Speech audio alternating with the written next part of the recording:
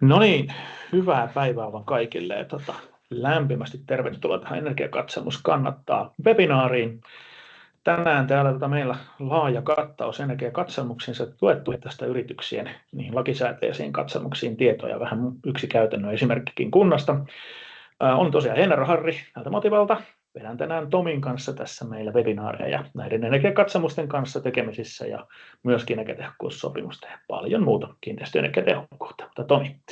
Joo, tervehdys kaikille. Tomi Kiuru Motivasta ja vastaan tästä katselmustoiminnasta ja sen kehittämisestä. Mä hoidan enemmän tätä teollisuuden puolta ja Harri sitten meillä kiinteistö- ja katselmuspuolta. Ja mun harteilla on myös sitten tämä syväselvitystoiminta, mistä myös kuulette sitten tänään lisää. Tervetuloa mukaan. Joo, ja sen verran toki noista perinteiset asiat tilaisuuden käytännöistä, eli laittakaa ihmeessä kysymyksiä sinne tulemaan chattia, saa käyttää siihen. Toki sitten jos haluaa esitysten jälkeen puheenvuoroa, niin sitä käden nostamistoiminnolla sitten voi pyydellä puheenvuoroa, niin sitten kyllä saa äänenkin kysymyksensä antaa, jos haluaa, mutta kannustan siihen, että laittakaa ihmeessä kysymyksiä tulemaan, että on hyvä mahdollisuus taas kysyä sitten näihin eri aiheisiin liittyen. Meille tulee hurjan paljon kysymyksiä. Olisi kiva saada aina niitä sitten tällä webinaarissa, niin muutkin pääsee niitä kuulemaan ja niitä vastauksia. Ja meillä on tänään tosiaan hyvä kattaus sitten vastaajia täällä, niin nyt on oiva tilaisuus. Käyttäkää hyväksi. Joo, ja tässä sitten päivän ohjelmaa, eli tosiaan kuullaan vähän sitten ensimmäisenä alkuun sieltä ajankohtaista asiaa yritysten lakisääteistä energiakatselmuksesta ja energiahallintajärjestelmästä. Vihavaisen Timo kertoo meille niistä asioista. Sitten Tomi jatkaa yritysasioista vähän ylipäätään ehkä tuetuista energiakatselmuksen syväselvityksistä sitten sen perään esityksenä. Sitten kerron itse noista energiakatselmus ajankohtaisasioista ja uusista asioista vähän kuntien suuntaan, mitä sinne on tarjolla. Tosi hyviä asioita tiedossa energiatehokkuussopimukseen liittyen kunnille. Sitten otettiin ihan käytännön hakeminen energiatukiasioihin liittyen, ja Jussi Mäkelä Business Finlandista kertoo meille, miten haetaan tukia käytännössä. Ja sitten viimeisenä vielä vähän kokemuksia Kuntakatselmus Plus-hankkeen käynnistämistä Lapuan suunnistamissa. Vielä vähän niin kuin viimeinen pilottihanke lähti meillä sitten tuosta mallista käyntiin, niin saa ehkä kunnille vähän sitten ajatuksia siitä, että miten tuommoisen hankkeen voisi sitten käynnistää. Mutta pidemmittä puheitta, niin mennään ensimmäiseen puheenvuoroon ja ole hyvä Timo sieltä Energiavirastolta ja varmaan jaat esityksen itse. Joo, jaan esityksen itse ja hyvää iltapäivää munkin puolesta. Olen Timo Vihavainen Energiavirastosta ja siellä työskentelen yli-insinöörinä energiatehokkuusyksikössä ja vastaan näistä energiakatselmuksista ja energiahallintajärjestelmistä, sitten muunlaisista energiatehokkuuteen liittyvistä tehtävistä myös muun muassa tuossa ekosuunnittelussa ja datakeskuksissa on mukana myös, mutta laitan täältä esitystä jakoon.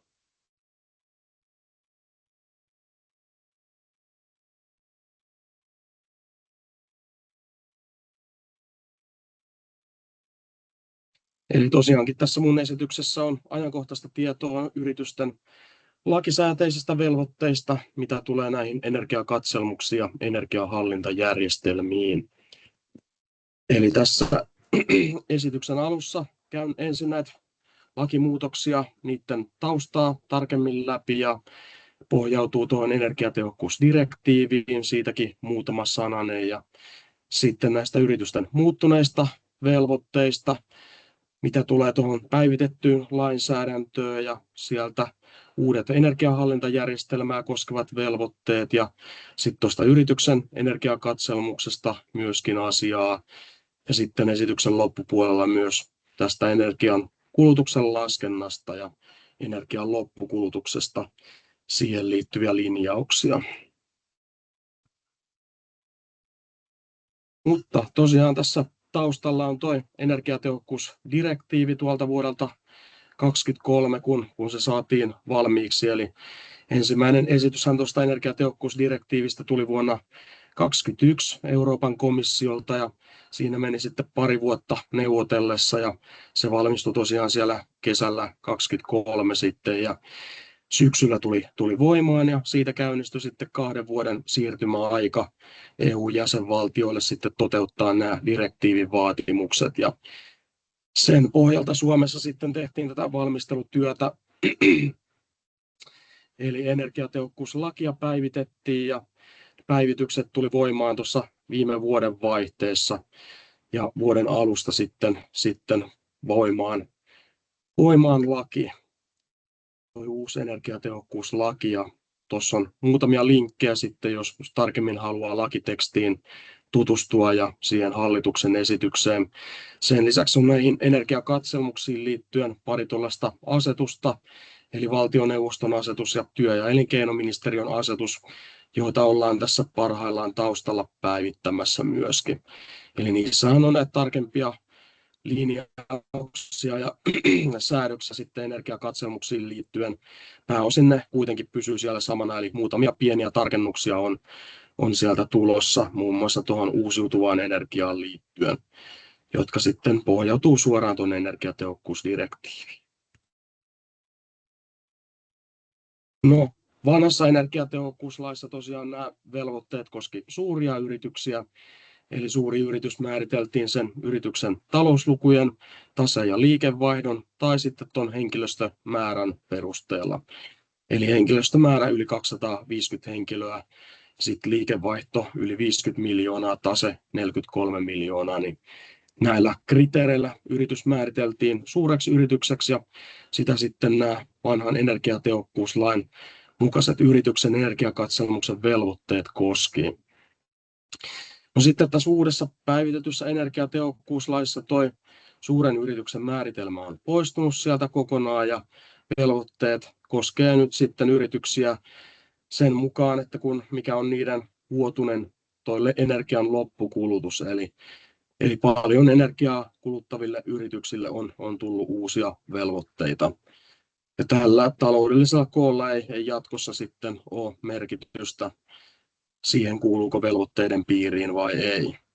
Eli lakiin on kirjattu 2 erilaista energiankulutusporrasta, tuo korkeampi raja eli 23 600 megawattituntia, josta seuraa sitten velvoite ottaa käyttöön sertifioitu energianhallintajärjestelmä.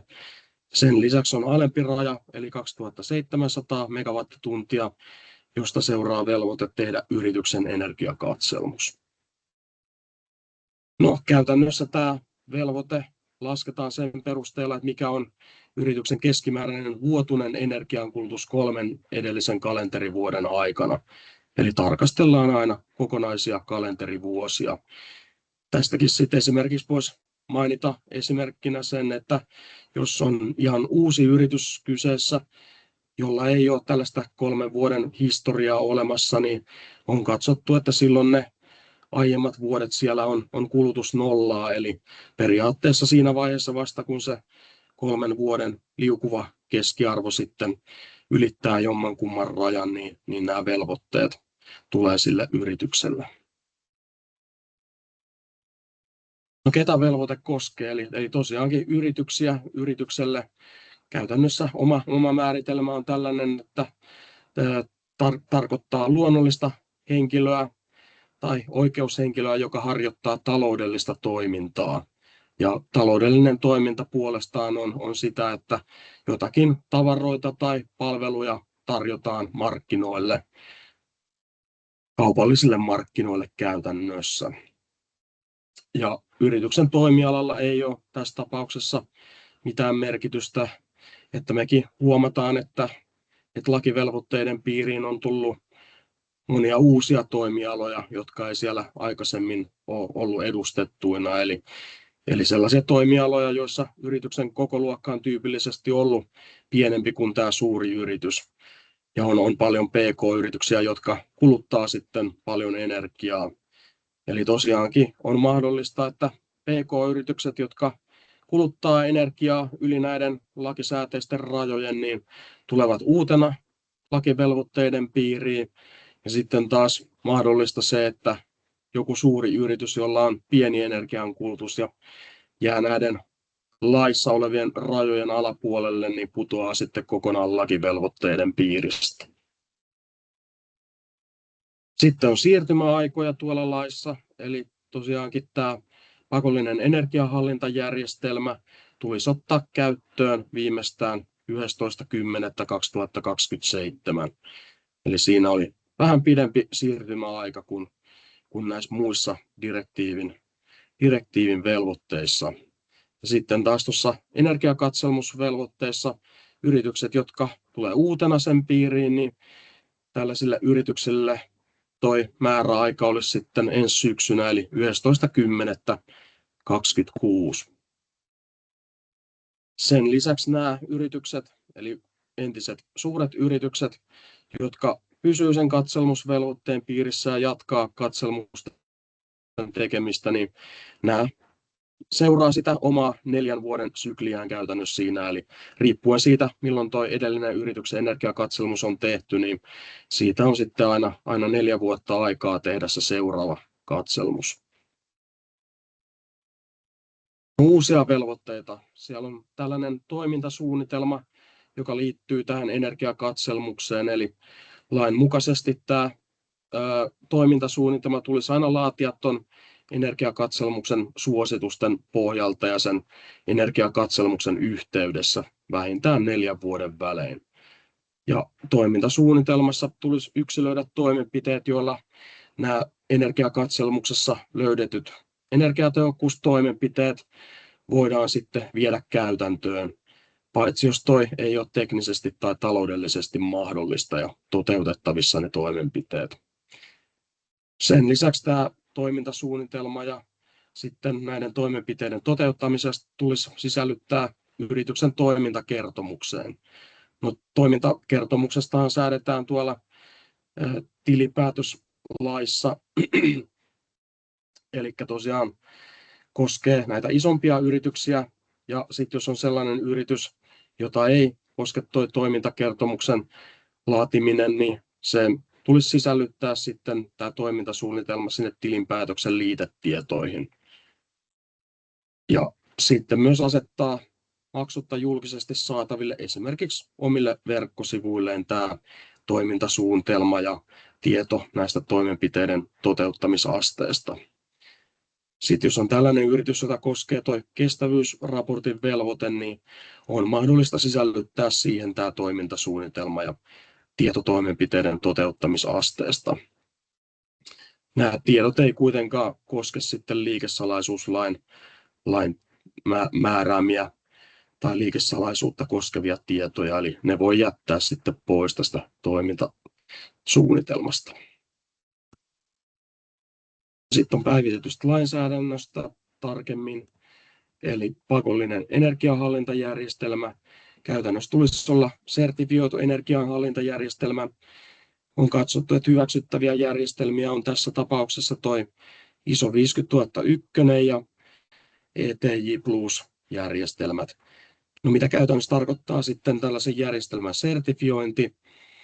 No, Suomessa on TUKES, jonka alaisuudessa toimii tällainen FINAS-yksikkö, joka myöntää akkreditointeja erilaisille standardeille, ja muun muassa tuo ISO 50001kin sieltä löytyy, eli FINAS myöntää tällaisille sertifiointilaitoksille sitten pätevyyden myöntää sertifikaatteja esimerkiksi tälle ISO 50001, ja FINASin sivuilta löytää halutessaan sitten, jos etsii tietoa, että kuka myöntää sertifikaatteja, niin voi hakea esimerkiksi tuolla standardin nimellä sieltä, että kenelle sellainen akkreditointi on myönnetty. Sitten tästä pakollisesta energiahallintajärjestelmästä voi vapautua useammallakin erilaisella vaihtoehdolla, jotka on tuonne lakiin kirjattu. Eli on laissa määritelty näin, että jos on yrityksellä sertifioitu ympäristönhallintajärjestelmä ja sen lisäksi on tehnyt yrityksen energiakatselmuksen lain vaatimusten mukaisesti, niin silloin voi korvata tuon pakollisen energiahallintajärjestelmän. Eli katsotaan, että sertifioitu ISO 14001 on tällainen lainmukainen ympäristönhallintajärjestelmä, ja sen kun yhdistää tähän lakisääteiseen energiakatselmukseen, niin sillä voi tuon velvoitteen täyttää. Sen lisäksi on toinen, joka perustuu tähän sertifioituun ISO 14001 järjestelmään, eli kun sen lisäksi yritys osallistuu vapaaehtoiseen energiatehokkuussopimukseen, tämä on liittynyt tähän sopimukseen ja siihen sopimukseen sisältyy vähimmäisvaatimusten mukainen energiakatselmus, niin sekin on toinen vaihtoehto, eli käytännössä toi sertifioitu ISO 14001 energiatehokkuussopimukseen liittyminen ja ETI Plus-järjestelmän käyttöönotto, ja ei vaadita sertifiointia siinä tapauksessa. Sitten on kokonaan uusi tuolta direktiivistä tuleva vaihtoehto, eli nämä energiapalvelusopimukset, jotka siltä osin, kun tuo energian loppukulutus on tällaisen sopimuksen piirissä, niin voi käyttää sitäkin vaihtoehtona siinä, eli joko osittain tai kokonaan sitten korvata tuon pakollisen energiahallintajärjestelmän. Tyypillisesti tarkoitetaan ehkä tämmöisiä ESCO-tyyppisiä sopimuksia, jossa on toimittaja sille palvelulle ja toteutetaan vähän niin kuin avaimet käteen hankkeena sitten tällainen energiatehokkuusprojekti sille asiakkaalle ja saavutetaan sitä kautta energiatehokkuuden parantumista ja säästöjä. No, laissa on muutama tämmöinen vähimmäismääritelmä sitten, eli pitäisi täyttää energiahallintajärjestelmän osatekijöitä, joita sitten on toi todellisen energiankulutuksen seuranta, energiatehokkuustoimenpiteet ja edistymisen mittaaminen. Sen lisäksi on viitattu laissa myös tuon energiatehokkuusdirektiivin liite 15, eli sieltäkin tulee muutamia semmoisia sopimusteknisiä asioita, joita näiden sopimusten tulisi sitten sisältää. Sitten on pakolliset energiakatselmukset, eli siellä tuo raja oli se 2700 megawattituntia 3 edellisen kalenterivuoden keskiarvona, ja tästä tulee tuo yrityksen energiakatselmuksen velvoite. Itse yrityksen energiakatselmuksen sisältöön tässä nyt ei merkittäviä muutoksia ole tullut. Eli käytännössä tuossa uutena vaatimuksena on nämä energiankulutuksen vähentämismahdollisuudet, niiden tunnistaminen, uusiutuvan energian käyttö ja tuotannon potentiaalin selvittäminen. Sen lisäksi on tämä toimintasuunnitelman laatiminen siellä, joka liittyy energiakatselmukseen. Mutta muuten toi itse yrityksen energiakatselmuksen ja näiden kohdekatselmusten sisällöt ei merkittävästi tässä tule muuttumaan. Eli käytännössä hyvin pitkälti pysytään samassa siinä. Sitten tästä toimintasuunnitelmasta vielä tarkemmin, eli miksi tällainen toimintasuunnitelma nyt sit pitää jatkossa laatia. No, tarkoitus on auttaa parantamaan toimenpiteiden toteutusastetta. Eli toimintasuunnitelmassa, kun pitää arvioida ja perustella kutakin näistä katselmustoimenpiteistä, niin siinä on tarkoitus, että päästäisiin lähemmäs sitä itse toimenpiteen toteuttamista. Eli 2 pääkriteeriä siinä on tämä tekninen toteutettavuus ja taloudellinen kannattavuus sille toimenpiteelle. No, kokonaisarviointi tehtäisiin jatkossa tällaisella asteikolla, eli 3 eri vaihtoehtoa. B, päätetty toteuttaa, H, harkitaan toteutusta ja E, ei toteuteta. Sitten jos päädytään tuohon 3. vaihtoehtoon, eli ei toteuteta sitä toimenpidettä tässä teknistaloudellisessa tarkastelussa sellaiseen lopputulokseen, niin tähän tulisi antaa lyhyet perustelut siinä toimintasuunnitelmassa. Ja lopputuloksena olisi se, että ne toteuttamiskelvottomat toimenpiteet karsitaan ja sitten toteuttamiskelvolliset toimenpiteet menee sitten jatkotyöstettäväksi siellä yrityksillä, eli kohti toivottavasti sitten sitä toimenpiteen toteutusta. Ja näille tulisi tehdä alustava aikataulutus ton yrityksen oman arvion mukaan. No, miten tämä raportoidaan jatkossa tämä toimintasuunnitelma?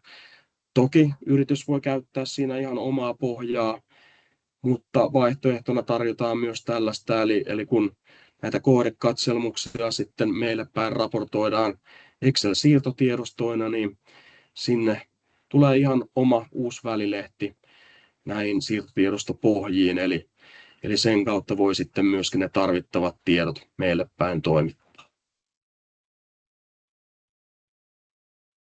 Sitten on pakollisen energiakatselmuksen eri vapautumisvaihtoehdot. Eli tässä on aina vaihtoehtona se, että yritys korvaa sen pakollisen lakisääteisen energiakatselmuksen tuolla energiahallintajärjestelmällä, eli ottaa käyttöön jommankumman näistä sertifioiduista energiahallintajärjestelmistä, eli ISO 50001 tai ETJ+. Sen lisäksi sielläkin on vaihtoehto, joka pohjautuu tuohon sertifioituun ympäristönhallintajärjestelmään, johon tulisi sitten sisältyä vähimmäisvaatimusten mukainen energiakatselmus. Ja käytännössä meidän tulkinta tästä on ollut sellainen, eli että toi ISO 14001 ja ETJ Plus sitten täyttää tämän vaatimuksen ja voi korvata tuon energiakatselmuksen. Sen lisäksi, mikä vanhassakin laissa oli tällainen vaihtoehto, eli kun yritys on liittynyt energiatehokkuussopimukseen ja ottanut käyttöön ETJ Plusan, niin se on edelleenkin siellä vaihtoehtona korvata toi pakollinen energiakatselmus. Ja sen lisäksi myös täällä katselmusten puolella on nämä energiapalvelusopimukset vaihtoehtona, eli jos sellaisia sopimuksia on yrityksessä käytössä, niin siltä osin kun toi yrityksen energian loppukulutus on sen sopimuksen piirissä, niin se energian kulutus on vapautunut sitten näistä lakivelvoitteista. Ja sellaiset kohteet ja energiaa kuluttavat toiminnot. Sitten tässä vielä koontina ja yhteenvetona nämä eri vaihtoehdot, eli energiahallintajärjestelmälle oli pari vaihtoehtoa, jotka pohjautuu tuohon ISO 14001. Sitten katselmusten puolella nämä sertifioidut energiahallintajärjestelmät, sertifioitu ISO 14001 ja ETJ+, sekä sitten tämä energiatehokkuussopimus ja ETJ+. Sertifioinnin kattavuudeksi siitä on linjattu, että toi 90% tulisi sitten riittämään ja voi jättää sieltä joitakin pienempiä toimintoja sitten tämän sertifikaatin piiristä pois. Sitten on tästä energian loppukulutuksen laskennasta ja sen määritelmästä. Eli tosiaankin tämä on tietysti hyvin yksinkertaista, jos on vain yksi yksittäinen yritys kyseessä ja lasketaan sen kaikki energiankulutus yhteen siinä. Eli kunkin yrityksen toi oma energian loppukulutus, kaikki energialajit huomioiden laskettaisiin. Tämä on se peruslähtökohta tuon kulutuksen laskennalle. Toki homma sitten vähän voi monimutkaistua siinä, jos on tämmöisiä omistusrakenteita eli konsernityyppisiä yrityksiä, joilla on emoyhtiö ja useampia tytäryhtiöitä. No, tuossa tietysti Suomen energiatehokkuuslaki koskee vain Suomessa toimivia yrityksiä, eli jos on tytäryhtiöitä ulkomailla, niin ne voi suoraan jättää pois laskuista, eli ei tarvitse niitä tässä yhteydessä huomioida. Ainoastaan tietysti siinä tapauksessa, että jos tytäryhtiö on jossakin toisessa EU-maassa, niin silloin on syytä tarkastella sen kyseisen maan lainsäädäntöä, että kuinka siellä nämä rajat on asetettu. Todennäköisesti kuitenkin hyvin samaan tapaan kuin Suomessa, että kun nämä perustuu siihen energiatehokkuusdirektiiviin, niin isoja eroja näissä ei todennäköisesti kuitenkaan ole, mutta maakohtaisesti voi pientä vaihtelua siinä olla. Esimerkiksi näitä minimirajoja on joissakin säädetty alemmaksi, mitä direktiivi olisi vaatinut. No sitten jos tarkastellaan näitä Suomessa toimivia yhtiöitä tämän esimerkin tapauksessa, siitä yrityskohtaisesti käytännössä tarkastellaan, mikä tuo energian loppukulutus on. Eli emoyhtiö A kuluttaa 5000 megawattituntia vuodessa keskiarvona, niin tälle tulisi tuo yrityksen energiakatselmuksen velvoite. Sitten on tytäryhtiö B, jonka kulutus jää alle lakisääteisten rajojen, eli on tuo 2000 megawattituntia vuodessa, niin tällaiselle ei tulisi mitään lakivelvoitetta. Ja sitten taas tytäryhtiö C, jolla on suuri 25 000 megawattitunnin kulutus, niin tulisi ottaa käyttöön tuo sertifioitu energiahallintajärjestelmä.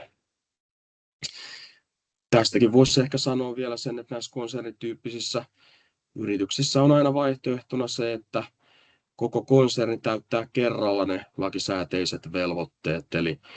Eli voisi ottaa konserni sitten, jos konsernissa on pelkästään niitä energiakatselmusta koskevia velvoitteita, niin tehdä koko konsernia koskevan yrityksen energiakatselmuksen. Sitten jos on tämän tyyppinen konserni, missä on yritys, jolle tulee tämä energiahallintajärjestelmän velvoite, niin käytännössä siinä vaihtoehtona voisi olla se, että otetaan tuo energiahallintajärjestelmä laajemmin käyttöön. Eli silleen, että se kattaisi myös sillä 90% vaatimuksella tästä nyt näitä muita toimintoja. Ja sillä voisi tuon emoyhtiö A:n yrityksen energiakatselmusvelvoitteen sitten korvata. Sitten muutamia huomioita ja linjauksia tästä loppukulutuksesta. Eli tällainen perusperiaate ollaan linjattu, että toi loppukulutus laskettaisiin aina siellä energian loppukäyttäjän tasolla, eikä ton energian tuottajan. Mutta on toki hyvin mahdollista, että käytännössä tämä tuottaja on samalla myös loppukäyttäjä, jos käyttää ton itse tuottamansa energiaa. No mitä ei lasketa tuohon loppukulutukseen, tulee ihan suoraan sieltä energian loppukulutuksen määritelmästä, niin siellä on muutamia poikkeuksia annettu tähän.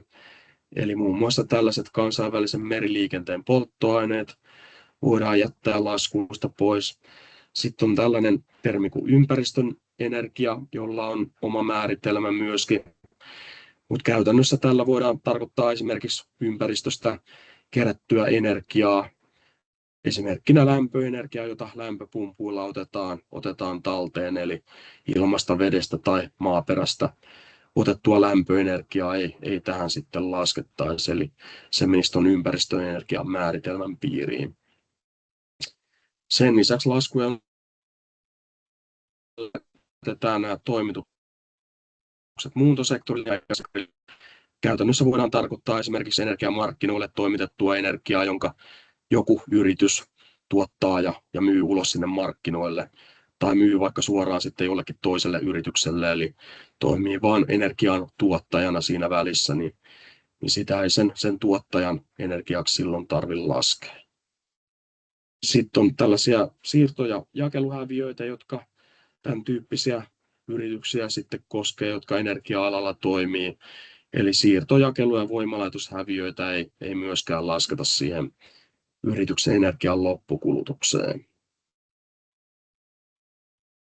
No, mitä lasketaan? Siitäkin tehty muutamia linjauksia, eli yrityksen tuottama ja itse kuluttama uusiutuva energia lasketaan omaksi kulutukseksi. Pois lukien kuitenkin tuo edellä mainittu ympäristön energia. Ja sitten näistä ympäristön energiaa hyödyntävistä lämpöpumpuista, niiden sähkön kulutus käytännössä, joka sitten esimerkiksi sieltä verkosta ostetaan, niin laskettaisiin mukaan.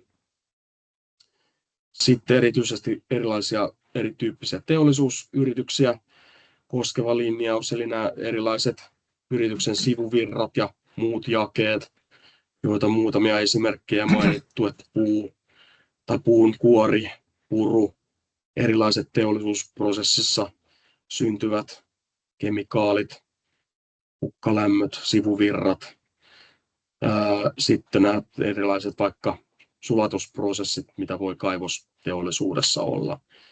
Jos tällaisista sivuvirroista syntyy energiaa sille yritykselle, niin toi kuitenkin laskettaisiin omaksi kulutukseksi. Ja sitten niin kuin aikaisemmin mainitsin, että lainvelvoitteet voidaan täyttää konsernitasolla. Eli silloin tällaiseen yrityksen energiakatselmukseen tai energiahallintajärjestelmään sisällytettäisiin ne kaikki konsernin toiminnot. Myös noin alle 2700 megawattitunnin yhtiöt.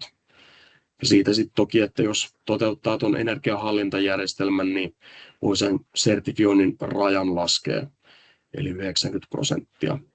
Mutta sitten jos tekee konsernitasolla tuon yrityksen energiakatselmuksen, niin siihen sisällytettäisiin käytännössä ne kaikki toiminnot. Mutta suoraan tuosta konsernitason energiakatselmuksesta esimerkiksi niin ei seuraisi tällaista energiahallintajärjestelmän velvoitetta, vaikka yhteenlaskettuna niiden kaikkien konserniyhtiöiden kulutus sitten ylittäisikin tuon 23 600 megawattitunnin rajan.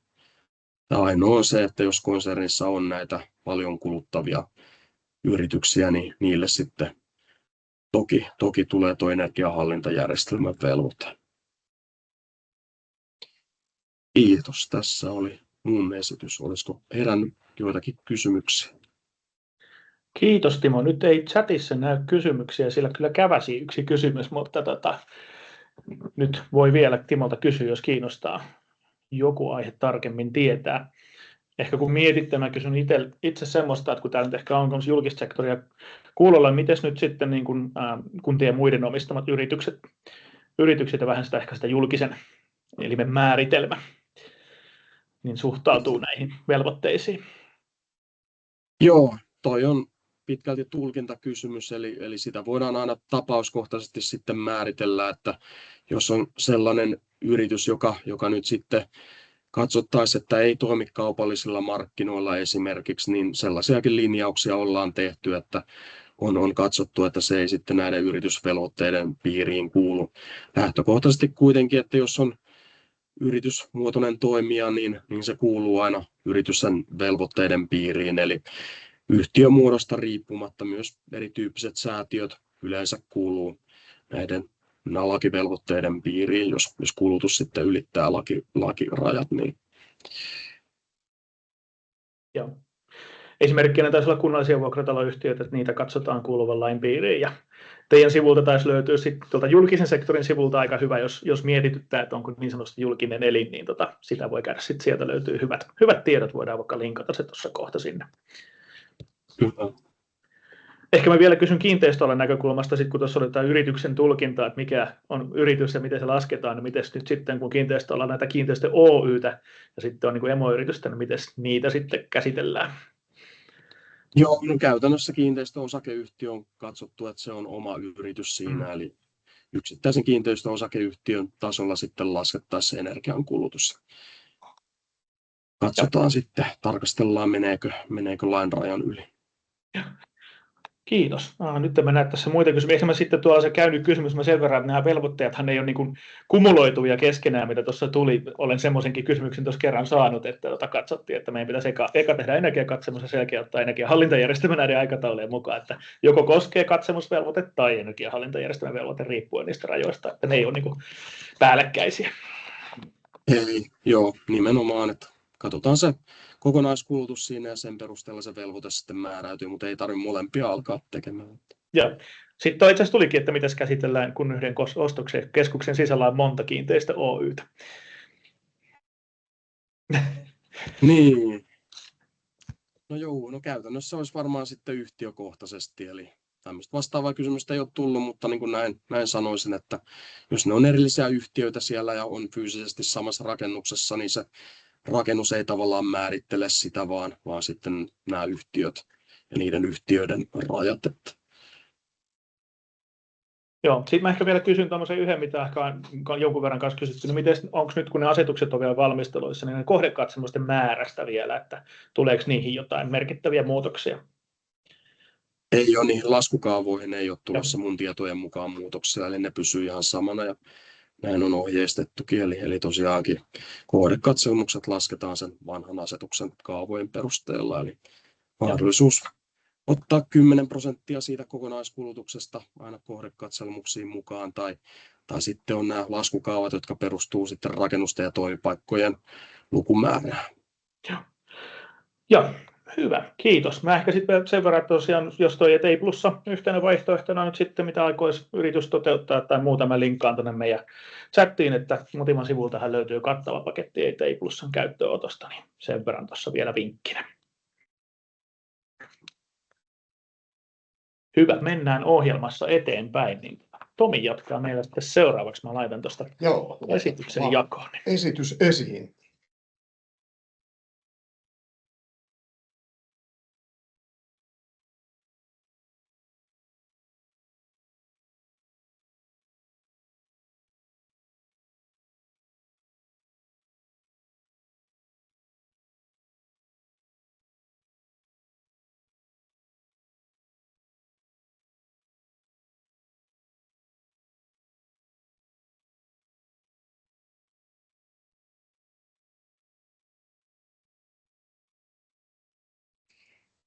Teillä on Tomi ja Harri mikit kiinni, niin ei kuulu puhetta.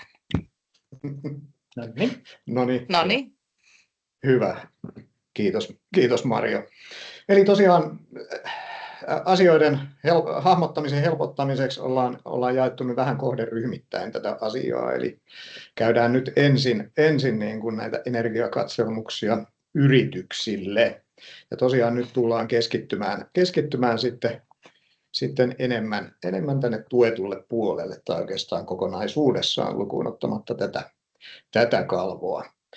Eli tähän on nyt energiatukien näkökulmasta selkeytetty tätä katselmustoimintaa. Eli niin kuin Timo kertoi, niin osalle yli 2700 megawattituntia vuodessa 3 vuoden keskiarvona kuluttaville yrityksille tulee näitä lakisääteisiä velvoitteita. Eli nämä tuetut katselmukset, vapaaehtoiset katselmukset on sitten enää alle sen rajan yrityksille mahdollisia. Ja siellähän on käytössä sitten näitä Motivan mallin mukaisia energiakatselmuksia ja sitten tämä täsmäkatselmusmalli. Näistä kohta lisää ja tukiprosentti sitten hyväksytyille työkustannuksille 40% tai jos yritys kuuluu energiatehokkuussopimukseen, niin 50%. Ne, kenellä yritykset, joilla on lakisääteisiä, joka katselmusvelvoite tai energiahallintajärjestelmän velvoite, niin mitään katselmukseksi luokiteltavaa työtä ei voida tukea, koska tuohon energiahallintajärjestelmäänkin sisältyy sitten, että sen sisällä tehdään katselmustoimintaa. Eli minkäänlaista katselmustyyppistä työtä ei näille yrityksille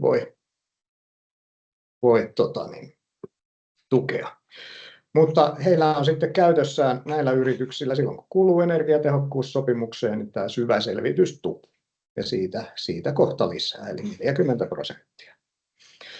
Investointituet tavanomaisiin energiatehokkuusinvestointeihin kytkeytyy myös sitten tähän energiatehokkuussopimukseen, eli maksimissaan 20% sitten tavanomaisiin investointeihin on tukea saatavissa.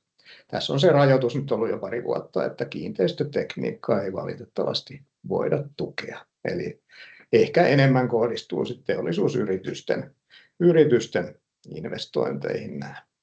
Jos on uutta teknologiaa tai toteutetaan ESCO-hankkeella, niin silloin tämmöisiä rajoja ei ole.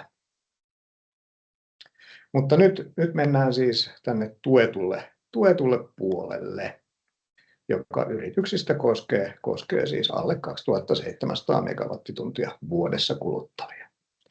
No, jos joku ei ole vielä kuullut, mikä energiakatselmus on, eli se on kattava selvitys rakennuksen tai tuotantolaitoksen energia- ja veden käytöstä. Ja siinä tulee esiin sitten nämä kannattavat tehostamismahdollisuudet. Eli käytännössä katselmuksessa selvitetään kohteen energiankäytön nykytila, jakaumat ja pihvinä oikeastaan niin esitetään sitten ne kannattavat säästömahdollisuudet tai tehostamismahdollisuudet, miten haluaa kutsua sitten erilaisia toimenpiteitä. Lisäksi siellä katsotaan läpi sitten aina mahdollisuudet siihen uusiutuvan energian käytön kasvattamiseen. Esimerkiksi aurinkosähkö varmasti jokaisessa kohteessa semmoinen asia. Tai jos on fossiilista polttoainetta käytössä, niin vaihtoehtoiset ratkaisut. Lopputuloksena syntyy tosiaan selkeät ehdotukset niistä toimenpiteistä. Siellä on kannattavuuslaskelmat tehty, eli varsin niin kuin valmiiksi pureksitussa muodossa. Eurot edellä tietysti mennään, mutta kyllähän kaikki silloin, kun energiaa säästetään tai käyttöä tehostetaan, niin vaikuttaa myös sitten päästöihin ja ne myös sitten esitetään tuolla. Eli näiden lisäksi parhaimmillaan niin energiakatselmus toimii sitten hyvänä semmoisena käyttöohjeenakin ehkä sinne kohteeseen ja henkilökunnalle, että miten se energia siellä kohteessa kuluu ja miten sen käyttöä voi tehostaa.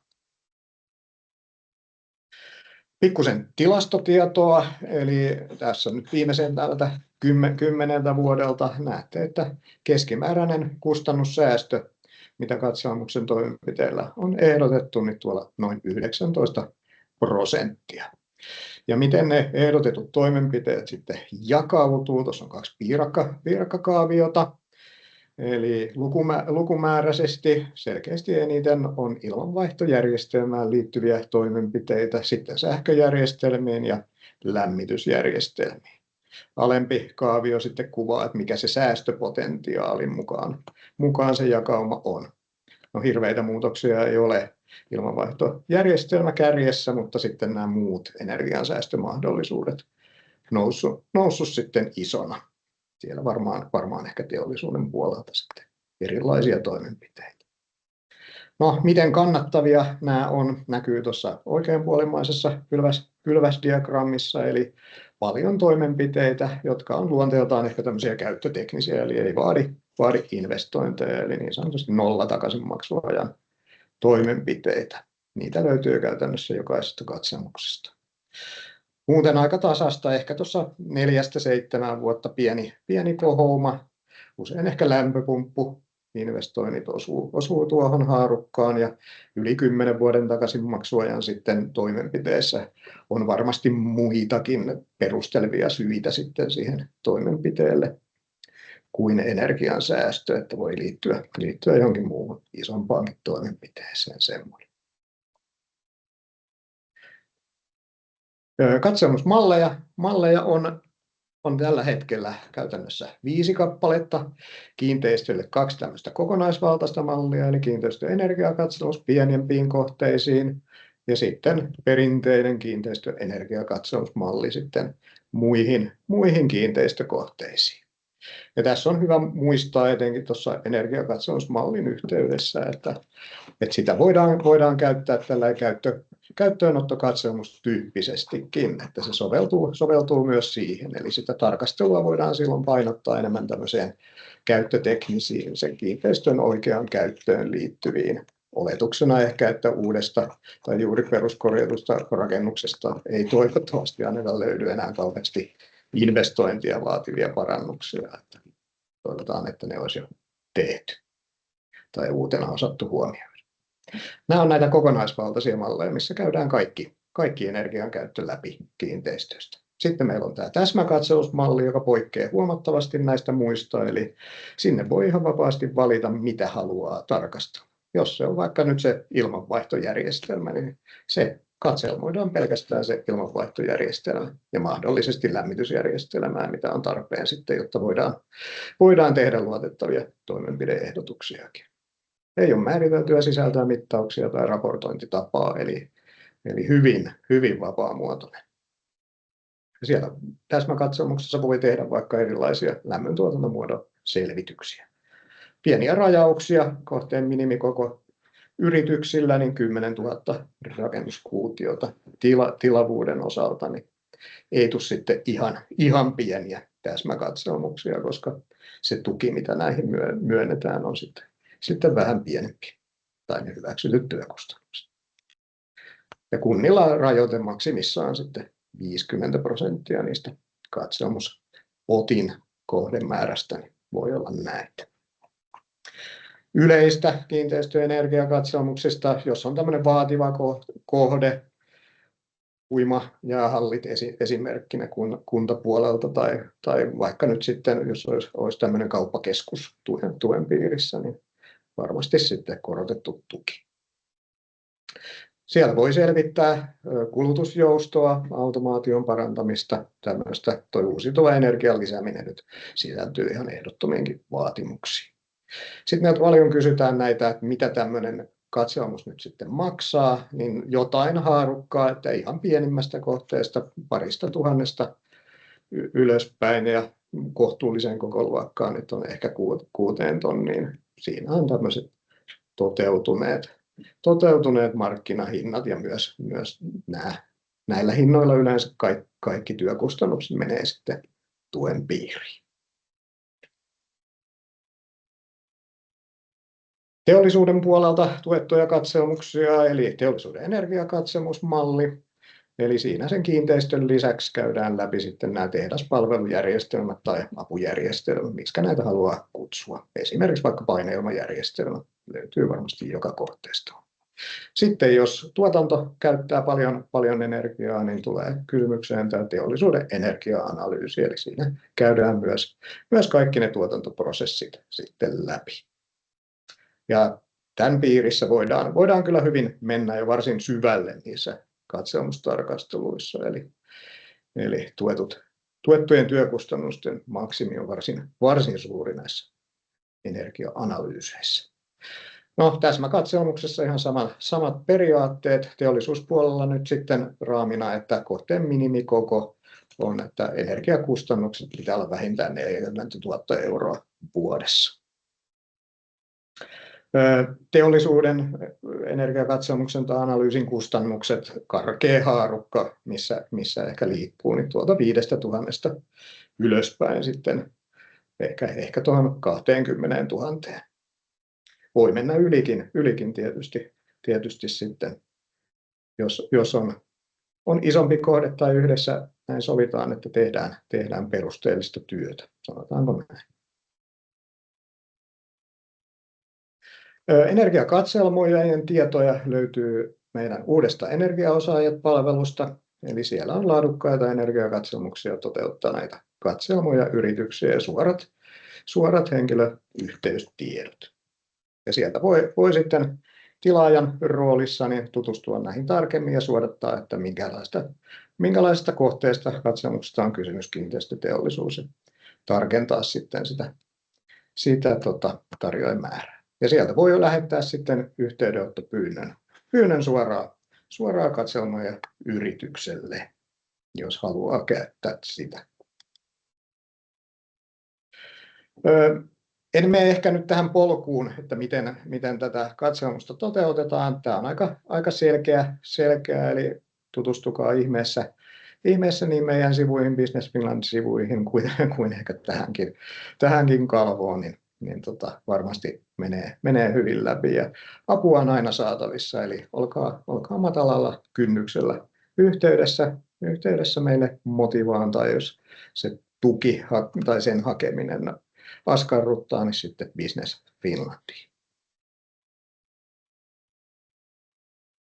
Sitten oli tämä syväselvitystuki, joka oli nyt sitten yli 2700 megawattituntia vuodessa kuluttaville yrityksille, jotka kuuluu energiatehokkuussopimukseen. Ja mikä tämä on? Eli tässä on oikeastaan nyt kaksi triggeriä, mitä tämän selvitysaiheen pitää sitten täyttää. Eli pitää liittyä siihen kohteen omaan energian käyttöön. Eli teidän omaan energian käyttöön ja edistää sitten jotain näistä asioista, eli energiansäästöä, energiatehokkuuden parantumista, uusiutuvan energian käytön osuuden kasvattamista tai sitten aika laajana terminä niin yrityksen energiankäytön muuttumista vähähiiliseksi. Toivotaan, että syvä selvitys tulisi sitten johtamaan jossain vaiheessa investointiin, mutta mitään pakkoa ei tietenkään ole. Syväselvityksellekin myönnettävä tuki on tätä energiatukea, niin kuin nuo katselmustuetkin. Mainitsinkin jo, kenelle tämä on tarkoitettu, ja tosiaan tukiprosentti on sitten hyväksytyistä kustannuksista tuo 40. Ja tosiaan tämmöinen alle 2700 megawattituntia vuodessa kuluttava yritys, kenellä on nämä katselmustuet käytössä, niin esimerkiksi täsmäkatselmuksena voi samantyyppistä työtä sitten toteuttaa.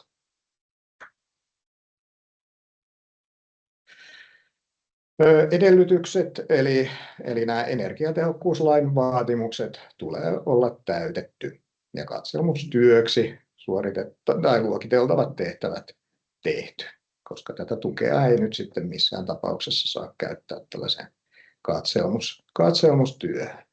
Eli syväselvityksessä enemmän lähdetään viemään eteenpäin jo tunnistettua potentiaalia kuin että etsittäisiin niitä toimenpiteitä. Tällainen ehkä selkeä periaate. Ja sitten tietysti on paljon aiheita, joita ei energiakatselmuksessa tarkastella. Vaikka nyt tuossa on esimerkkinä vähähiilisyysselvitykset, joku digitaalisuuteen liittyvä selvitys, niissä ei ole tämmöisiä ennakkoehtoja. uusi teknologia muun muassa tämmöisenä, ja ne olisi erittäin toivottavia. Meillä on koottu tähän materiaaliin esimerkkejä näistä syväselvitysaiheista. Nyt ehkä ajanpuutteen vuoksi vähän skippaan nämä ja tarkastellaan nämä asiat täältä toteutettujen syväselvitysaiheiden kautta. Eli tosiaan näitä lämmön talteenottoon, hukkalämmön hyödyntämiseen liittyviä selvityksiä on ollut selkeästi eniten. Tyypillisesti teollisuuden erilaisista hukkalämmöistä sitä lämmön talteenottoa, ne on lähes poikkeuksetta, siellä on lämpöpumput sitten mukana, mutta on siellä myös ihan kiinteistössä syntyviin hukkalämpöihin ja niiden hyödyntämiseen niin selvityksiä. Sitten tästä fossiilisesta polttoaineesta luopumiseen ja yleensä sähköistymiseen liittyviä selvityksiä on paljon. Eli mitä on ne korvaavat ratkaisut sitten vaikka jollekin polttamiseen perustavalle ratkaisulle. Sähkökattilan soveltuvuutta voi selvittää ja erilaisia lämpöpumppuratkaisuja sitten. Energian varastointia, kulutusjoustoa voi selvittää omana. Ja aika useinhan nämä monet aiheet menee näissä syväselvityksissä ristiin, että samassa syväselvityksessä käsitellään näitä monia. Ja myös tätä uutta teknologiaa, tuossa on pari esimerkkiä sen osalta mainittu, mutta kyllä monessa syväselvityksessä jollain tavalla myös tätä uutta teknologiaakin aina käsitellään, vaikkei se olisi pelkästään oma selvitysaiheensa. Eli hyvin paljon ihan perinteisiä selvityksiä, ehkä niin kuin korostaisinkin, että tämmöisiä laajempia, ehkä strategisenkin tason selvityksiä, laajoja, niin mahtuu kyllä tähän konseptiin, että kannustan ajattelemaan isosti ja vähän sellainen myös out of the box niin sanotusti. Yksi syväselvityksen kustannukset voi olla 10 000 100 000 ja konsernitasolla sitten työkustannuksella 200 000 euroa vuodessa voi maksimissaan näitä toteuttaa, eli vuotuinen tukimaksimi siis 80 000 euroa per konserni. Ja jos ei ole konsernia, niin tietysti silloin tuo tarkoittaa yritystä. Energiatuki haetaan sieltä Business Finlandin sähköisen asiointipalvelun kautta, niin kuin kaikki energiatuet. Ja tärkeää myös odottaa sitä tukipäätöstä aina. Oli se energiatuki haettu mihin vaan, niin tämä sama ehto liittyy kaikkiin. Tässä on sama periaatepolku, miten kannattaa edetä ja kannustan tässäkin, eli matalalla kynnyksellä, jos vähänkään mietityttää, onko se syväselvitysaihe tukikelpoinen tai yrityksenä, niin olkaa yhteyksissä. Ollaan pikkusen koottu näitä tyypillisiä kysymyksiä ja vastauksia. Ehkä edelleen muistutan, että esimerkiksi kohdekatselmuksena ei voi syväselvitystä tosiaan käyttää. Tuen hakee aina yritys, jonka energian käyttöön se selvitys kohdistuu ja joka sen selvityksen maksaa. Konsulttia voi sitten käyttää apuna siinä tuen hakemisessa. Pätevyysvaatimuksia ei ole tekijöille, eli luotetaan, että yritys osaa sitten itse valita sinne pätevät tekijät eikä hassata niin sanotusti rahojaan. Yhteystiedot eli Business Finlandin energiatukitiimi neuvoo mielellään ja tietysti minultakin voi kysyä, mutta tuen myöntävältä viranomaiselta saa aina luotettavammat vastaukset sitten. Hyvä. Siinä oli yrityksille katselmuksista ja syväselvityksistä. Oliko meillä kysymyksiä täällä?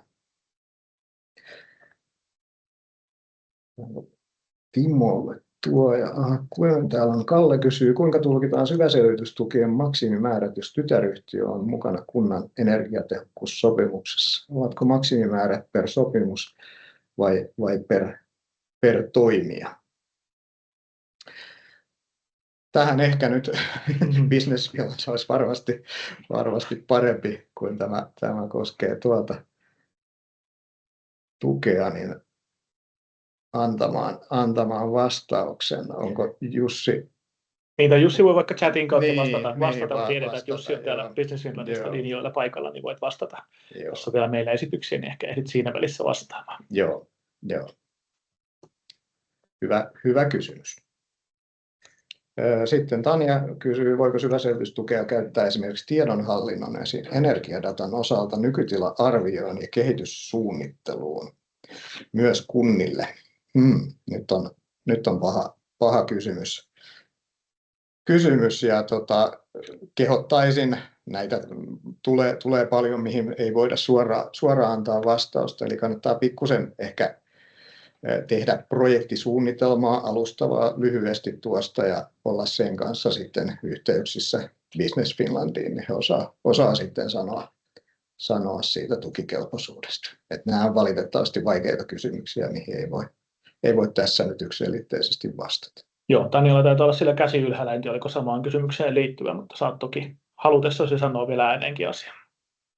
Joo, mä halusin vähän tarkentaa, kun on paljon tehnyt kuntien kanssa yhteistyötä ja tehty monenlaisia automaatio- ja SRI:hin valmentavia kartoituksia ja energiakatselmuksia. Ja siellä on aika usein se yhteinen tekijä, että tieto on hajallaan, se on tietomalleissa, se on energiankulutustiedot voi löytyä tosi monesta paikasta, siellä on automaatiojärjestelmiä tosi erintasoisia ja sitten kun lähdetään tekemään jonkun näköistä katselmustyötä, on se sitten energiatodistusta, energiakatselmusta, automaatiota, SRI:tä, niin se suurin osa siitä ajasta menee usein siihen, että haetaan ne tiedot jostain.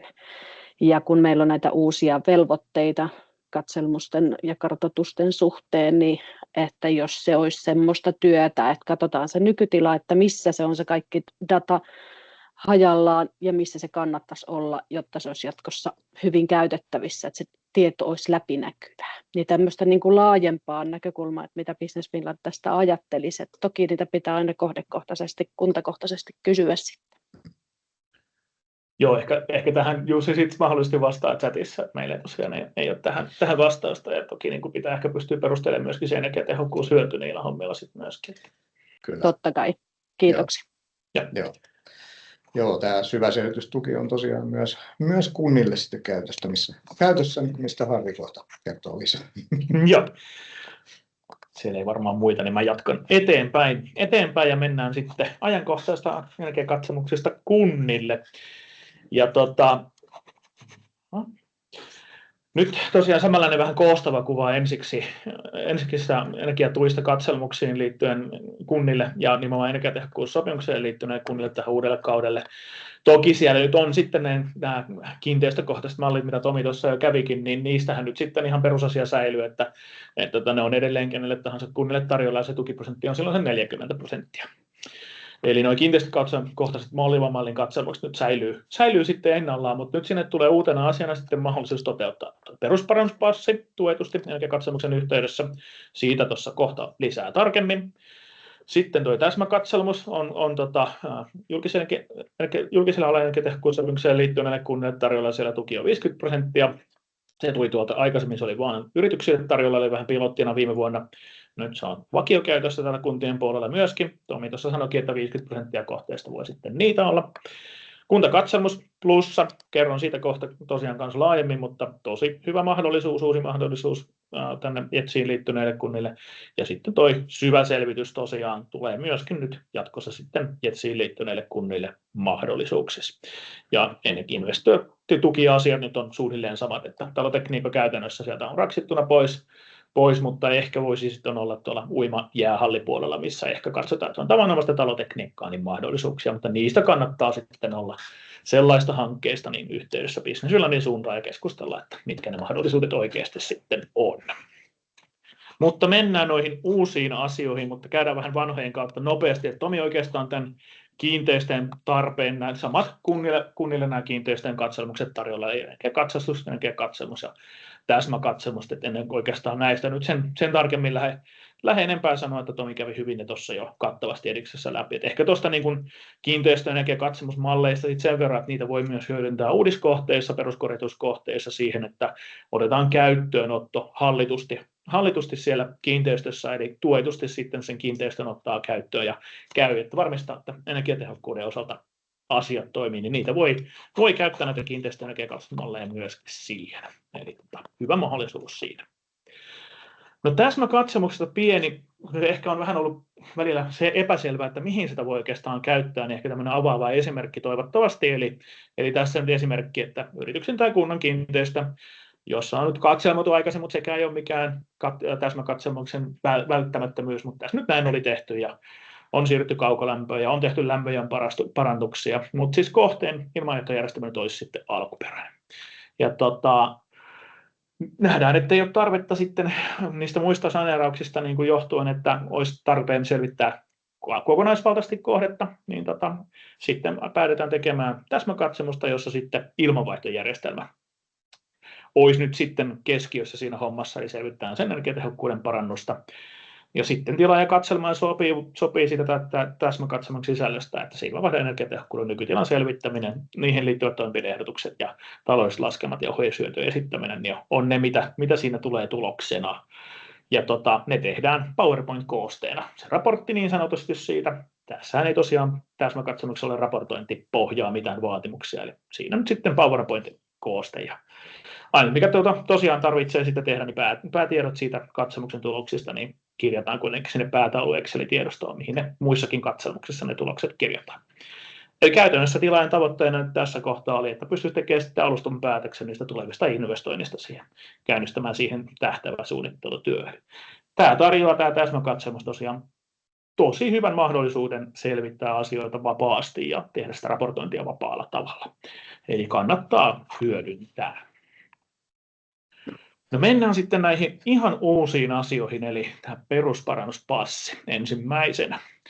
Ja miten se oikeastaan siellä julkisella energiatehokkuussopimukseen liittyneen kuntien toteuttajien katselmuksen yhteydessä nyt on sitten mahdollista. Mutta mikä tämä perusparannuspassi oikeastaan on? Tämä ei ole varmasti vielä kaikille tuttu asia.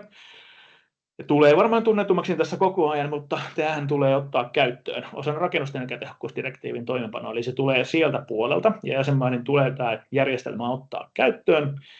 Ja mikä tämä perusparannuspassi itsessään on, niin se on käytössä tämmöinen pidemmän ajan suunnitelma siitä, että miten se rakennus voidaan sitten yhdessä tai useammassa vaiheessa saattaa päästöttömäksi tai lähes nolla energiarakennuksessa vuoteen 2050 mennessä, ja oikeastaan julkisen puolella se tavoite on 2040.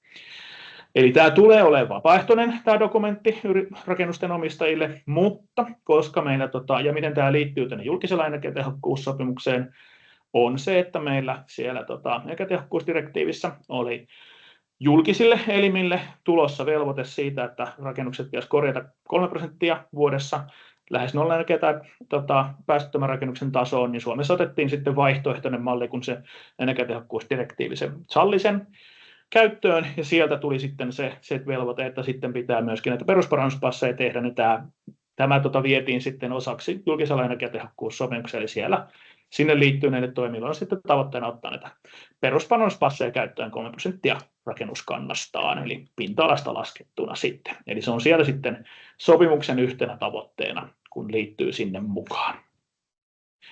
Ja miten tätä nyt sitten tuetaan niille kunnille, jotka on sinne julkisella energiatehokkuussopimukseen mukaan liittynyt, niin käytännössä sitten, jos tekee tuetun energiakatselmuksen, niin siinä yhteydessä, jos tekee perusparannuspassin, niin siihen hyväksyttävien työkustannuksiin tulee 30% korotus, mikä on aika sanotaanko antelias tässä kohtaa vielä ainakin, että se on mitä pilotista, kun perusparannuspassia tuossa vähän pilotoitiin viimeisen vuosien aikana, niin se näyttää se kustannus aika antelias tässä kohtaa. Mutta sitä laatimisen tukea ei saa käyttää energiatodistuksen tekemiseen. Eli perusparannuspassi tulee myöskin jatkossa menee sillä tavalla, että sitä tehdään vain energiatodistuksen yhteydessä. Eli se energiatodistus, kun on lakisääteinen dokumentti, niin sitä ei sitten voida tukea. Eli sit kun hakee kautta maksatukseen hakee sitä asiaa, niin se pitää pystyä erittelemään. Ja oikeastaan siinä, kun pyytää jo tarjouksia asiasta, niin pitäisi pyytää sitten erittelykonsulteista siitä, että miten se, mikä osuus menee katselmuksiin ja mikä osuus menee perusparannuspassiin niistä kustannuksiin ja mikä menee sitten energiatodistuksiin. Ja tosiaan ne toimenpiteet sitten, mitä ehdotetaan perusparannuspassissa, niin kun tehdään tuetun katsomuksen yhteydessä, niin pitäisi merkitä sitten sen katsomuksen päätauluun. No sitten miten sitä tuetaan, tuossa nyt vähän tarkempi esimerkki oikeastaan siitä, että jos nyt olisi 40 000 rakennuskuutiometrin kohde, siellä se yläkustannus sitten TEMI-yleissuhden mukaan toi vähän reilu 10 000 €, niin siihen sitten se 30% lisää on se 3 000 €. Käytännössä siitä on nyt aika konkreettinen esimerkki, kuinka paljon siihen sitten lisäkustannuksia on mahdollista saada. Ja tuossa sitten laskettu myös sitä, että jos siinä nyt sitten katsomuksen yhteydessä haettaisiin 10% vielä lisätyökustannuksia niille matkalaitevuokrakustannuksille, mikä on mahdollista, niin se lasketaan kuitenkin sen katselmuskustannuksen mukaisesti. Eli tuossa 10 tonnista sitten se 1 000 € siihen päälle. Eli yhteensä sitten katselmuksia olisi se 14 000 € tässä tapauksessa käytettävissä sitten, ja 50% siihen tukea. Eli vielä muistutuksena, että energiatodistuksen laatimisesta tukea ei sitten saisi käyttää. Eli se pitää pystyä erottelemaan sieltä.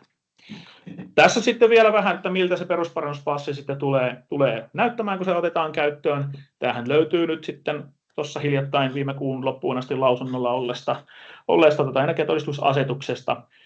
Eli käytännössä siellä on tämmöinen aloitussivu ja sitten 4 vaihesivua, missä vaihesivuissa sitten kuvataan tarkemmin, että mitä sinne niissä vaiheissa ehdotetaan toteutettavaksi, jotta se rakennus tulee päästöttömäksi. Ja siellä laskenta menee sekä E-luvun kautta, eli saa E-luvun mukaiset laskelmat siitä, mutta myöskin mitatun energiankulutuksen vaikutukset. Eli se ero tuossa on energiatodistukseen. Näitä vaiheita voi olla siis vaikka vain 1 tai sitten maksimissaan 4, ja yhdessä vaiheessa voi olla useampia toimenpiteitä. Mutta tämä nyt on ehkä tämmöinen PTS-tapainen dokumentti energiatehokkuuden näkökulmasta sitten sinne kohteeseen. Lisäksi myöskin eri vaiheista vähän yhteenvetotietoja, tarkempia laskelmia ja sitten laskennan tautatietoja, tiettyjä tavoitearvoja, mitä liittyy tuonne korjausrakennuksen energiatehokkuusasetukseen jatkossa. Ja lisätietosivu. Voitte käydä sieltä lausuntoversioista vaikka ja tästä materiaalista sitten vähän tutustumassa tarkemmin, että millaisesta dokumentista kyse. No miksi tehdä sitten tämä? Toki niin kuin se, että on mahdollista hyödyntää sitä sopimustavoitteiden täyttämistä tuetusti, mutta myöskin tämä on kustannustehokkuus siinä kohtaa, että kun kaikki edistävät selvitykset tehdään samassa yhteydessä, niin saadaan kyllä varmasti kustannustehokas paketti kokonaisuudesta. Ja energiakatselmus ja passi tukee vähän niin kuin toisiaan, että PTS:n ajattelu tulee sen passin kautta ja sitä E-luvan mukaista tavoitteellisuutta ja taas niin kuin ne katselmuksesta sitten kaikki kustannustehokkaat käyttöiset toimet sieltä myöskin mukaan lukien kohteeseen ja näin. Eli siinä perusparannuspassista. No sitten mennään toiseen uuteen asiaan, eli Kuntakatsomus Plussa. Ja mikä tämä Kuntakatsomus Plussa on? Niin käytännössä tämä on ne normaalit tuetut energiakatselmukset ja sen lisäksi sitten jopa 50% tukee siihen energiatehokkuustyöhön sen tuettujen katselmuksen yhteydessä. Eli kunta voi kehittää tämän mallin puitteissa sitä omaa energiatehokkuustyöstä omista lähtökohdista ja omien tarpeiden mukaisesti. Eli käytännössä tämä mahdollistaa myös energiatehokkuussopimuksen toimeenpanoa ja sen toimeenpanon kehittämistä niin tuetusti. Eli kannattaa hyödyntää tämä. Ja mistä tämä nyt kokonaisuudessaan siis käytännössä muodostuu, niin siinä on ne tuetut energiakatselmukset, jos on käytössä ne mallit, mitä tuossa jo aikaisemmin tuli esille. 3 vuoden projekti käytännössä. Ja katselmuspuolella niin voidaan katsomaan ne kaikki kohteet ekana vuonna tai sitten vähän jaotella niitä useammalle vuodelle, mutta se on lähtökohta, että pitää tehdä niitä tuettuja energiakatselmuksia. Sitten on se kunnan muu energiatehokkuustyö, mitä se voi esimerkiksi olla. Se voi olla myös hankittu ulkopuolelta tai se voi olla sitä omaa työtä, ihan miten haluaa sitten asian ja itse näkee tarpeelliseksi. Tähän voi liittyä myös pieniä hankintoja energiankulutukseen, mittarointiin ja sen seurannan parantamiseen. Ja tämä tosiaan nyt jakautuu sitten 3 vuodelle tämä työ ja siitä pitäisi sitten tehdä se projektisuunnitelma. Ja mitä se muu energiatehokkuustyö voi nyt esimerkiksi olla? Mä korostan, että esimerkiksi tämä on nyt ihan sen kunnan omista lähtökohdissa valittavissa, että mitä se muu energiatehokkuustyö on. Ja tässä on tosi laaja kattaus, en mene tarkasti näihin kaikkiin asioihin, mutta voi olla sitä organisoitumista, erityisesti ne katselmustoimenpiteiden eteenpäin viemistä ja muiden toimenpiteiden eteenpäin viemistä, niihin liittyvien toimintamallien kehittämistä, sitä tiedon keräämistä, näin edelleen. Suunnittelun ohjausta, kiinteistöhoidon ylläpidon kouluttamista esimerkiksi, koulutusta tiedottamista, ja nämä kaikki pohjaa käytännössä nyt sitten siinä julkisella energiatehokkuussopimuksen toimintasuunnitelman pohjaan. Tässä on käytännössä pääotsikoilla se, mitä sitten toimintasuunnitelmakin sisältää. Mutta tähän voitte tutustua tarkemmin sitten, kun saatte materiaalit. No miten sitä sitten tuetaan? Eli tosiaan ne normaalit energiakatselmukset menee, kuten nyt tähänkin mennessä niitä tuetaan, ja niihin voi sitten saada sen tuen, miten ne menee. Ja käytännössä sitten sitä muuta energiatehokkuustyötä tuetaan sitten sen mukaan, kuinka paljon toteuttaa niitä tuettuja energiakatselmuksia. Eli sen muun työn kerroin sitten, tai mitä enemmän teet energiakatselmuksia, sitä enemmän sitä tukea muuhun työhön on. Se muun työn kerroin 1,5% energiakatselmuksen työkustannuksen 3 vuodelle jakaantuu ja tuki 50%.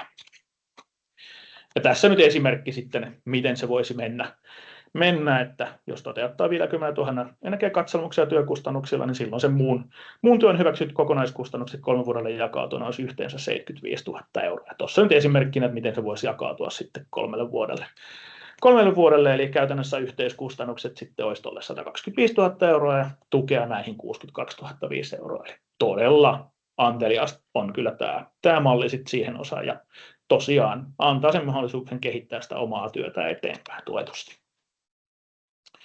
Tässä vastaavasti vähän se polku, että miten tätä voisi lähteä. Siellä yksi tärkeä asia on se, että kunta on liittynyt julkisella energiatehokkuussopimukseen mukaan. Se on vain tarjolla niille.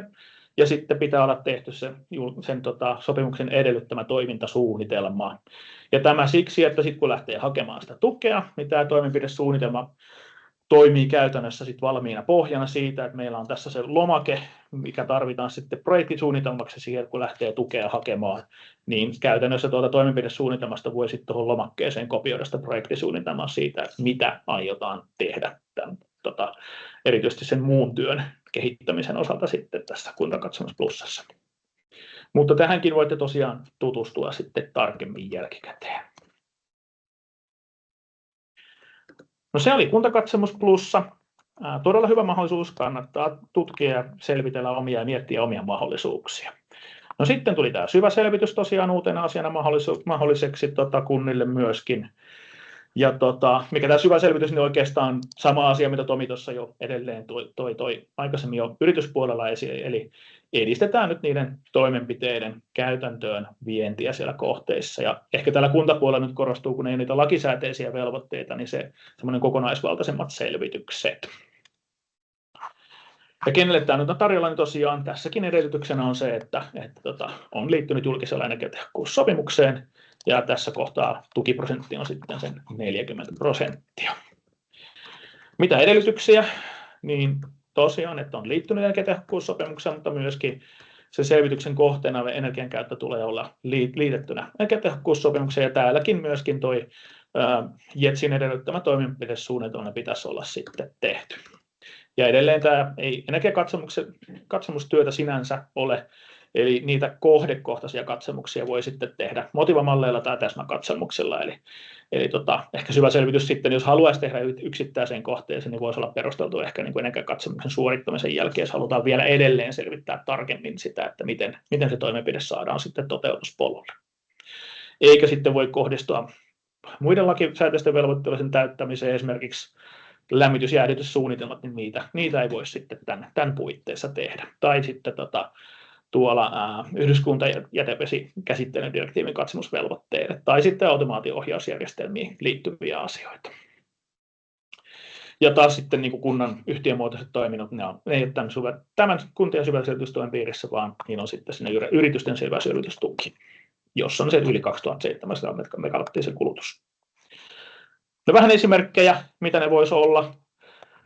Ehkä niin kuin tuolta nostan nyt on urheilupuistoalueet, että jos halutaan selvittää jonkun laajemman kokonaisuuden yhteistä lämmöntuotantojärjestelmää, että miten siinä voitaisiin tuottaa, niin se voisi ehkä olla yksi tämmöinen laajempi kokonaisuus, tai selvitään vähän sitä uusiutuvaa energiaa laajasti siellä kunnassa, että miten sitä voitaisiin lisätä, niin tämä voisi olla yksi tämmöinen syvä selvitysaihiot, tai sitten vaikka erilaisiin kulutusjoustoon laajempiin kokonaisuuksiin, tai akku, mä tiedän, että on ehkä jossain mietitty vähän semmoinen laajempi, kun ne voisivat olla ehkä semmoisia hyviä esimerkkejä sitten semmoista laajemmista kokonaisuuksista. Mutta siinä ehkä niin kuin, vähän niin kuin esimerkkejä siitä, että mitä ne voisi olla. Mutta tämä on sen verran uusi vielä, että meillä ei oikeastaan ole toteutuneita vielä, kun tämä tuli vasta vuodenvaihteesta, niin mekään emme tiedä, että mihin kaikkeen tämä malli vielä taipuu. Joo. No paljon tukea mahdollista saada, niin tuossa oikeastaan samat rajat, mitä Tomi jo aikaisemmin tuosta kävi läpi, eli en mene ehkä niihin tuossa tarkemmin. Näin, mutta siinä oikeastaan kunnille paljon uutta tiedossa ja hyviä mahdollisuuksia. Sanotaan, että tällä hetkellä tukea on vähän niin kuin mihin tahansa kuntien energiatehokkuuteen, uusiutuvan energian lisäämään ja vähähiilisyyteen liittyviin selvityksiin, niin aika lailla kaikki on tällä hetkellä vähän niin kuin tuen piirissä, että on kyllä mahdollista kattavasti selvittää asioita tuetusti. Joo, kyllä joku tukimalli käytännössä löytyy. Joo.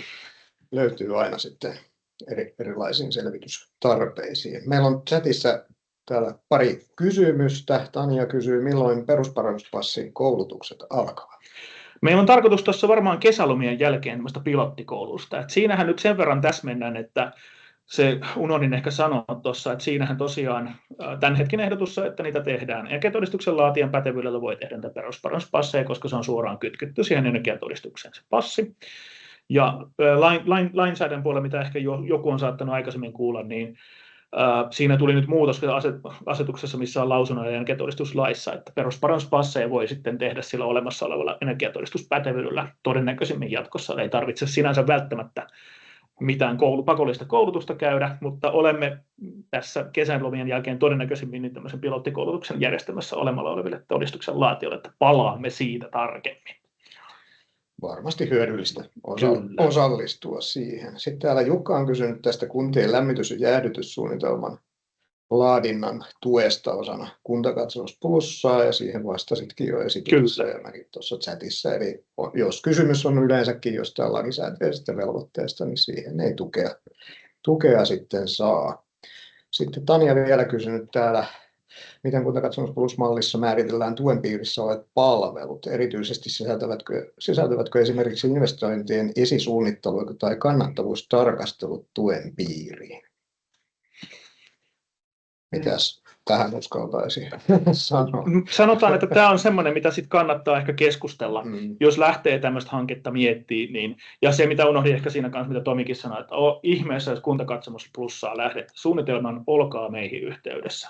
Niin mietitään yhdessä ja käydään läpi ja voidaan keskustella Business Finlandin kanssa ennen kuin sitä projektisuunnitelmaa lähtee oikeasti viemään eteenpäin laajemmin, niin mitkä ne voisi olla teidän, niin ehkä saadaan se niin kuin hyville raiteille. Että mä ehkä vastaisin tällä tavalla, koska tämäkin on sellainen kysymys, mihin meillä ei suoraan ole heti tässä vastausta. Tämäkin niin uusi malli, että katsomme, mihin kaikkeen se taipuukaan.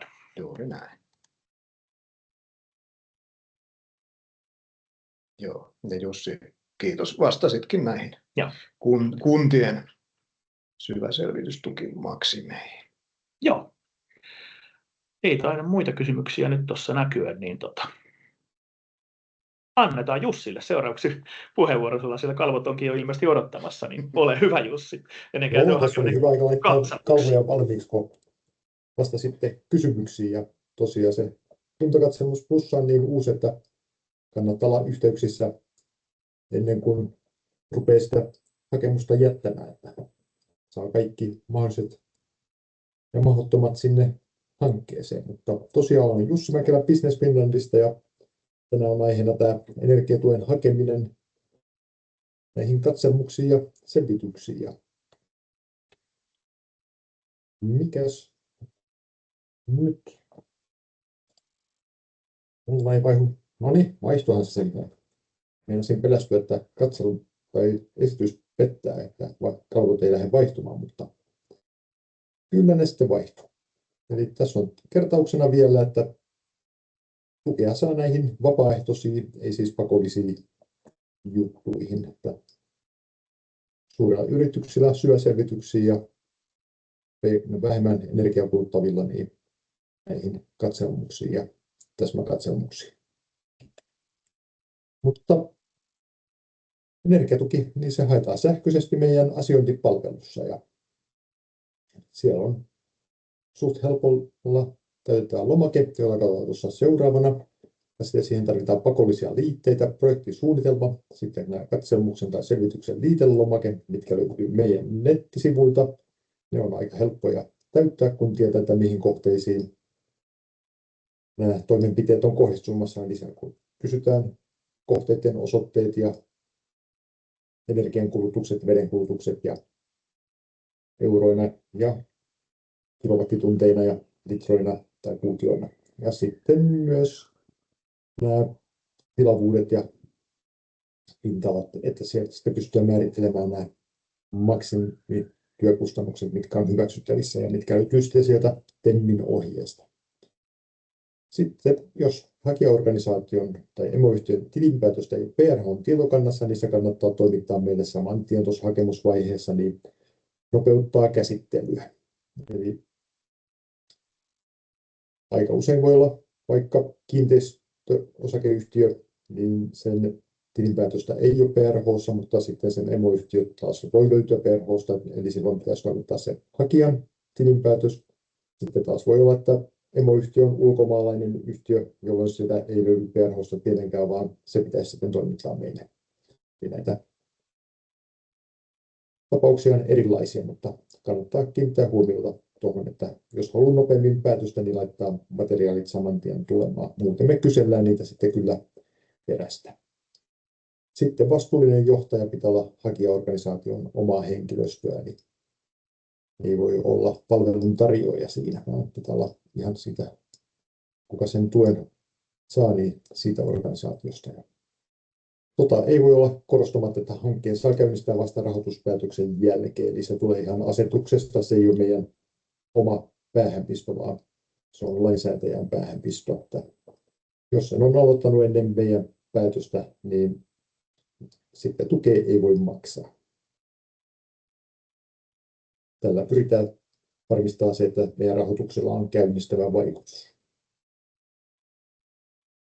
Mutta katsotaan sitten hakemuslomaketta. Se on sinne järjestelmään kirjautuu. Jussi täältä kommentti, että sun mikrofoni kuuluu vähän huonosti, että olisiko mahdollista käyttää eri mikrofonia tai vähän, ehkä meillekin vähän itse tässä kuuluu silleen, ei tahdo kuulemma saada selvää puheesta. Se on tuo kameran yhdistetty mikrofoni, mutta auttaako tämä yhtään mitään, että muuttuko mihinkään? Ei ainakaan omaan korvaan ehkä muuttunut. Että...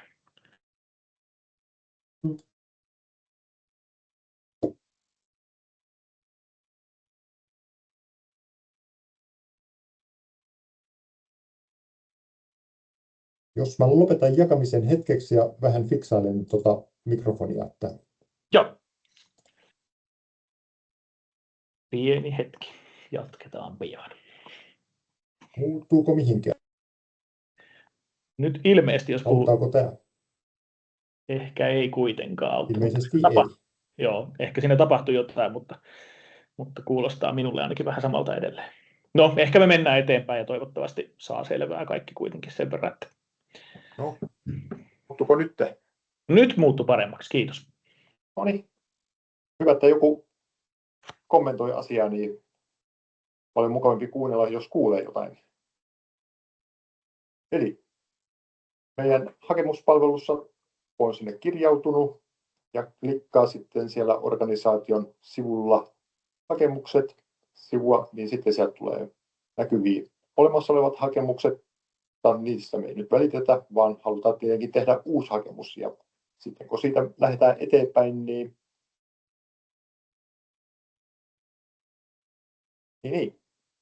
päästään ekalle sivulle, jossa on sitten näitä ihan peruskysymyksiä, että minkä tyyppinen yritys on, sitten Y-tunnukset ja projektin nimi annetaan siinä.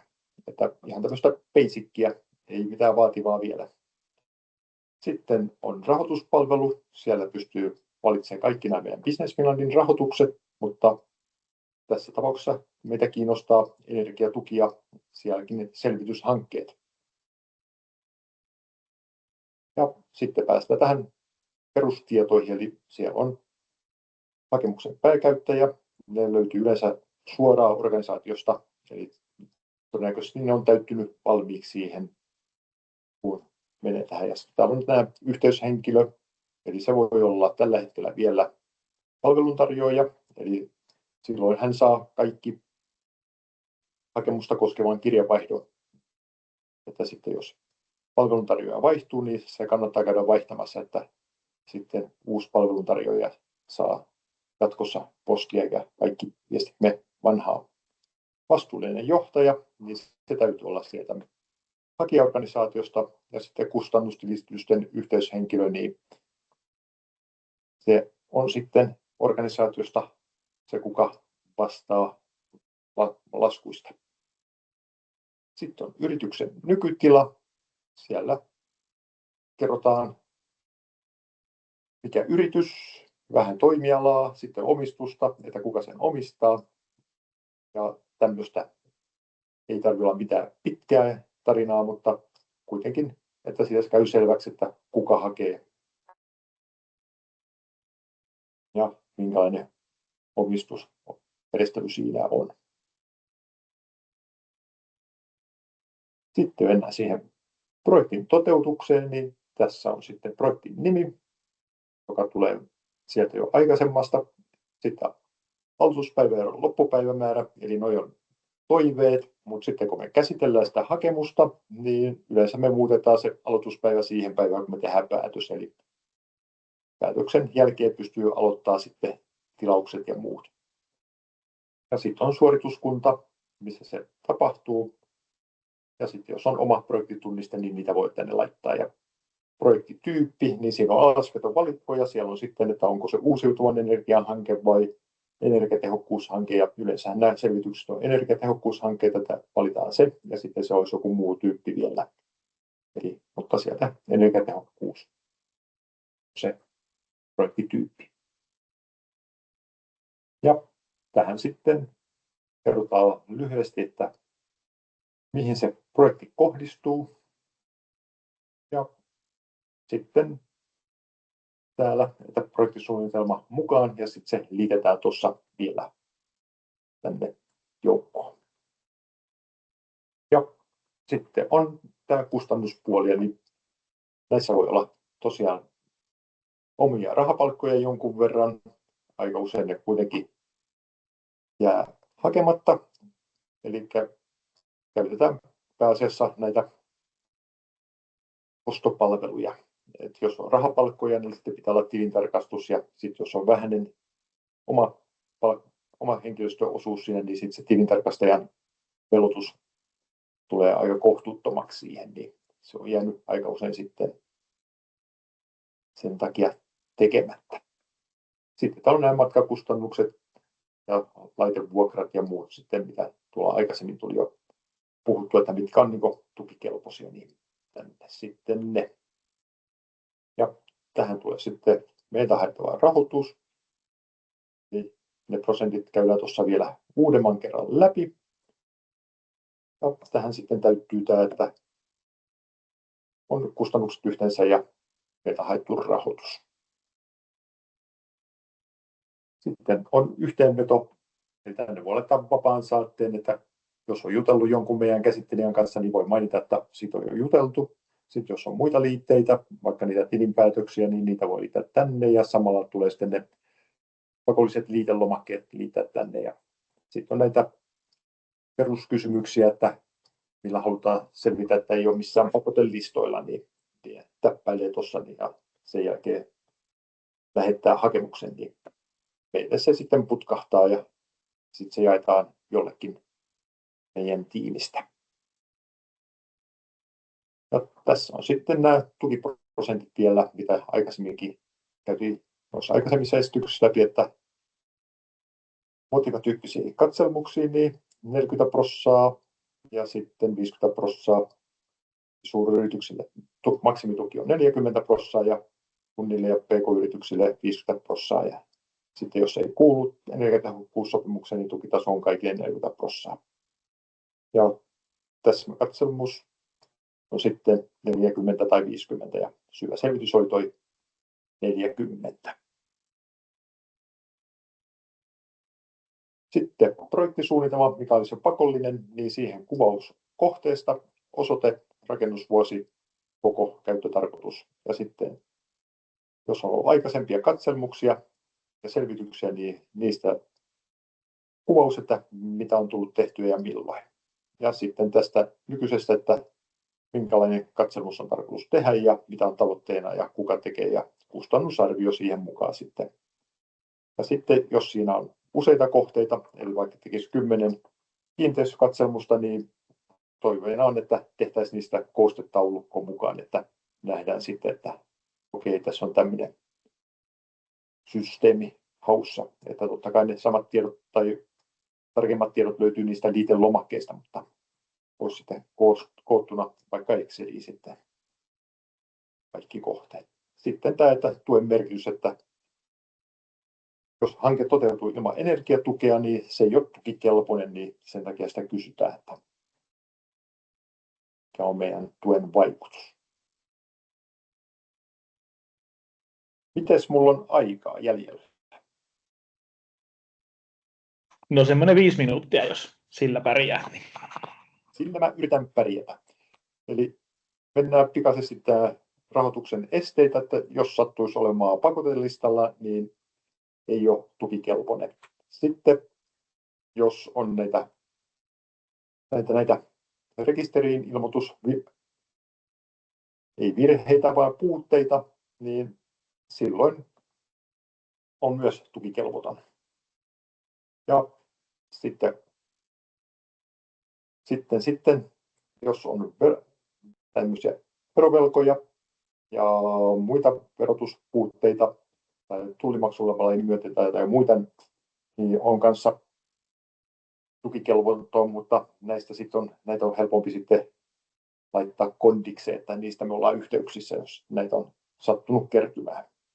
Että noita pakotellista keissejä on ihan kourallinen ollut tässä matkan varrella. Sitten noita edellisen sivun puutterekisteröintejä, niin niitä on sitten vähän runsaammin, mutta tämän sivun listojan tapauksia niin on jo huomattavasti useammin esillä. Ja sitten myöntämisen este on myös, että on vaikeuksissa oleva yritys.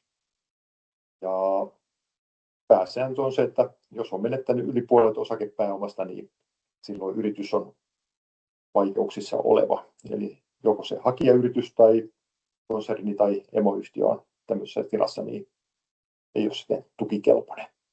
Tässä on sitten vielä tarkemmin, että millä tavalla se vaikeuksissa oleva yritys tarkemmin voidaan määritellä. Sitten tässä on vielä koostena, että miten se haetaan, eli kannattaa olla se oma rahoitus kunnossa, koska mehän maksetaan jälkikäteen toteutuneita kuluja vastaan se meidän tuki. Ja sitten se, että ottakaa vasta, kun on meidän päätös. Ja projektisuunnitelma on pakko olla. Eli ilman projektisuunnitelmaa niin me ei pystytä etenemään. Ja sama on sitten nämä pakolliset liitelomakkeet, niin ilman niitäkään me ei pystytä etenemään näissä katselmuksissa ja selvityshankkeissa. Ja sitten jos tulee ongelmia, niin kannattaa ottaa yhteyttä meidän tiimiin. Yhteystiedot olikin jo noissa aikaisemmissa esityksissä. Mutta sitten jos haluat jättää hakemuksen, niin ei mitään, hakemus sisään. Ja jos se on puutteellinen, niin me ollaan kyllä yhteydessä ja pyydetään täydentää ja annetaan alussa muutaman viikon aikaa ja sitten viikko aikaa toimittaa tarvittavia tietoja. Että kyllä se saadaan sitten päätöskelpoiseksi jossain vaiheessa kuitenkin se hakemus. Okei, kiitoksia. Kiitos Jussi. Nyt en näe täällä heti muita kysymyksiä kuin mikrofoniin liittyvän, mutta mä ehkä kysyn tässä itse, että onko tuommoisia jotain teille yleisesti näihin tuen hakemiseen liittyviä tulleita kysymyksiä tai sitten jotain, mitä on niinku tyypillisiä yleisimpiä puutteita? No, useinhan se on just näitä, mitä aikaisemmin tässä käsiteltiin teidän esityksessä, että mitä voi olla täsmäkatselmuksessa, mitä voi tehdä syväselvityksessä, että ne on varmaan ne top-kysymykset.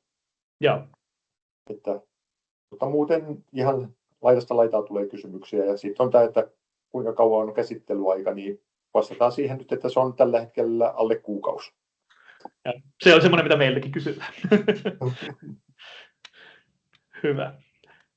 Täällä ei näe muita kysymyksiä, niin kiitos Jussi sulle konkreettisesta hyvästä esityksestä ja mennään eteenpäin seuraavaan esitykseen. sitten Lea meiltä Lapuan suunnalta niin kertoo vähän meille, että mitäs teillä on sitten Kuntakatselmus Plussaa, vaikka haettiinkin pilottina, niin miten olette päässeet käyntiin siinä ja pilotissa. Ja varmasti hyvää tietoa niille, jotka ehkä Kuntakatselmus Plussaa sitten ajattelee, niin ole hyvä, Lea. Yes, kiitos, heippa. Mä yritin jakaa täältä ja mulla lukee, että jaettu, mutta teillä ei taida näkyä sitä. Kyllä se meille näkyy. Näkyy, okei, se ei vaan näy tässä mulla. No niin, hyvä, hyvä, että näkyy. Elikkä hei vaan, on Hämäläisen Lea ja nyt oikeastaan tammikuusta lähtien niin energia-asiantuntijana Lapuan kaupungilla. Sitä ennen jo 2 vuotta ollut kaupungilla niin projektikoordinaattorina, mutta tosiaan nyt uudessa roolissa vuoden alusta. Ihan hauskaa. Ja heti alkuun pääsi jo viime vuoden puolella hakemaan tätä se oli JAPA-hanketta, kun se oli sitä pilottiaikaa.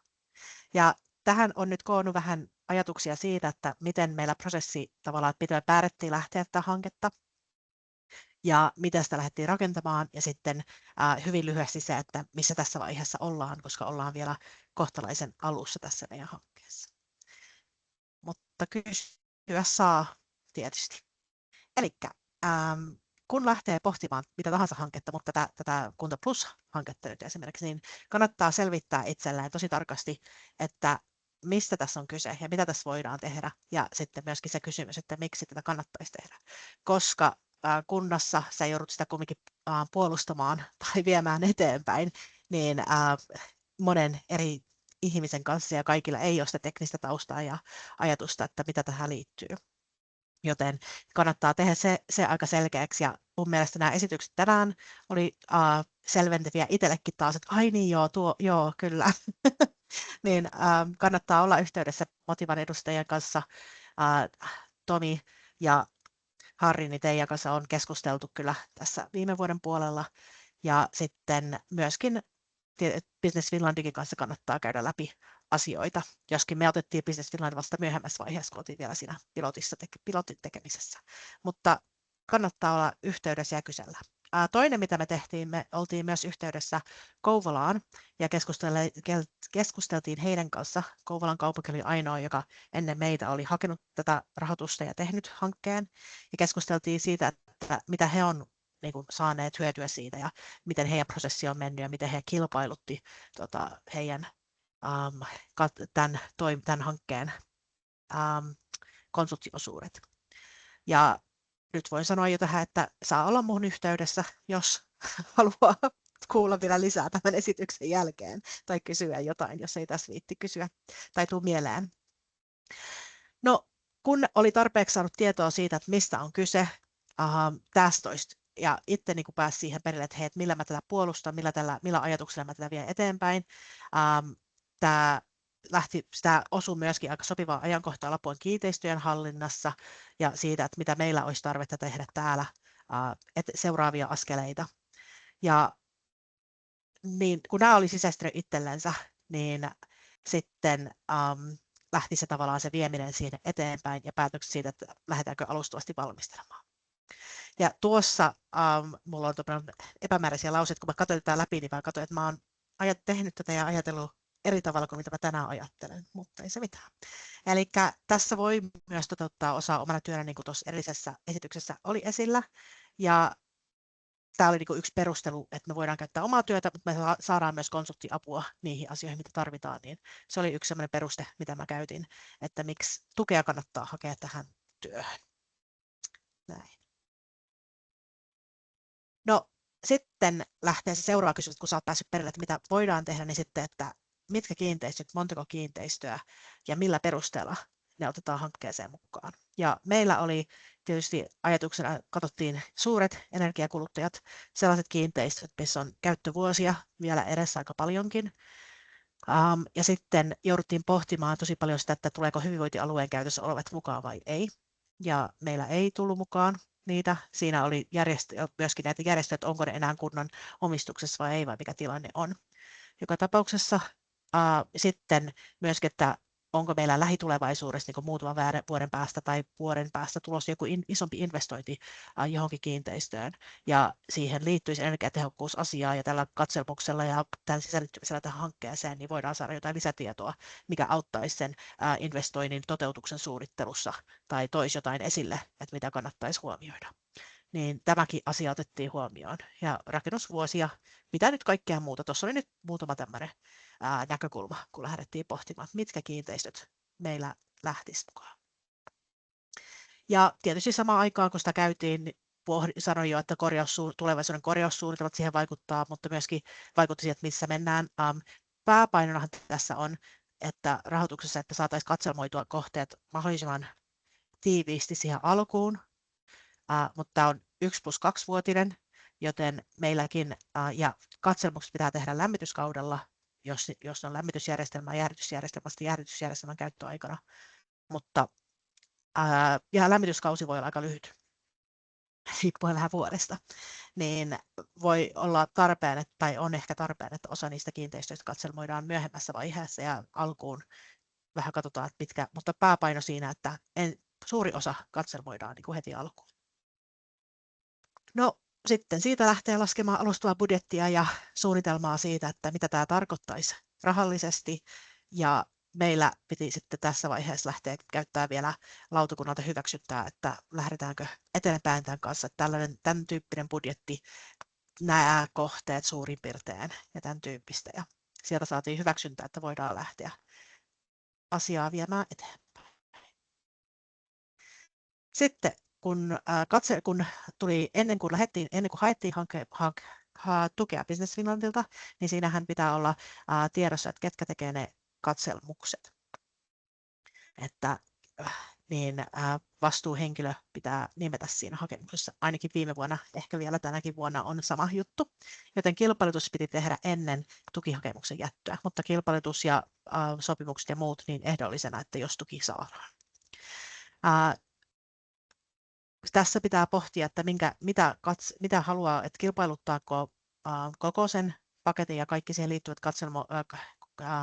konsulttiasiat yhdessä vai tässä yhdessä kohdassa, vai tekeekö jonkun muun tavan tähän, millä tavalla. Meillä Kouvolassa ne kilpailutti energia-asiantuntijoita rinnalle hankkeeseen, ja me kilpailutettiin tässä vaiheessa ne energiakatselmukset, ja sitten pidettiin konsulttirahaa vielä, että voidaan tarkemmin sitä kilpailuttaa laajemmin vielä, tai katsoa, että ostaa toisia konsulttiasioita siihen mukaan tähän hankkeeseen. Myös se, että jos tulee omaa työtä, niin pitää olla riittävät selvitykset ja erottelu oma työ siitä konsulttityöstä. Ja aika paljon aikaa menee myös kulutustietojen koostamiseen, tai voi mennä tähän taloustietojen, eli kuinka paljon rahaa menee sähköön, veteen, lämpöön, ja kuinka paljon megawattitunteja niin kuluu näitä kyseisiä aineita tai näitä kyseisiä energialaatuja tai sitten vettä kuutioina ja kiinteistökohtaisesti, niin siinä lomakkeen täytössä ja sen tietojen keräämisessä menee joku hetki aikaa. Ja kun kilpailutus on toteutettu, niin tietysti se vaikuttaa siihen budjettiin ja tekee tarkennusta siihen budjettiin.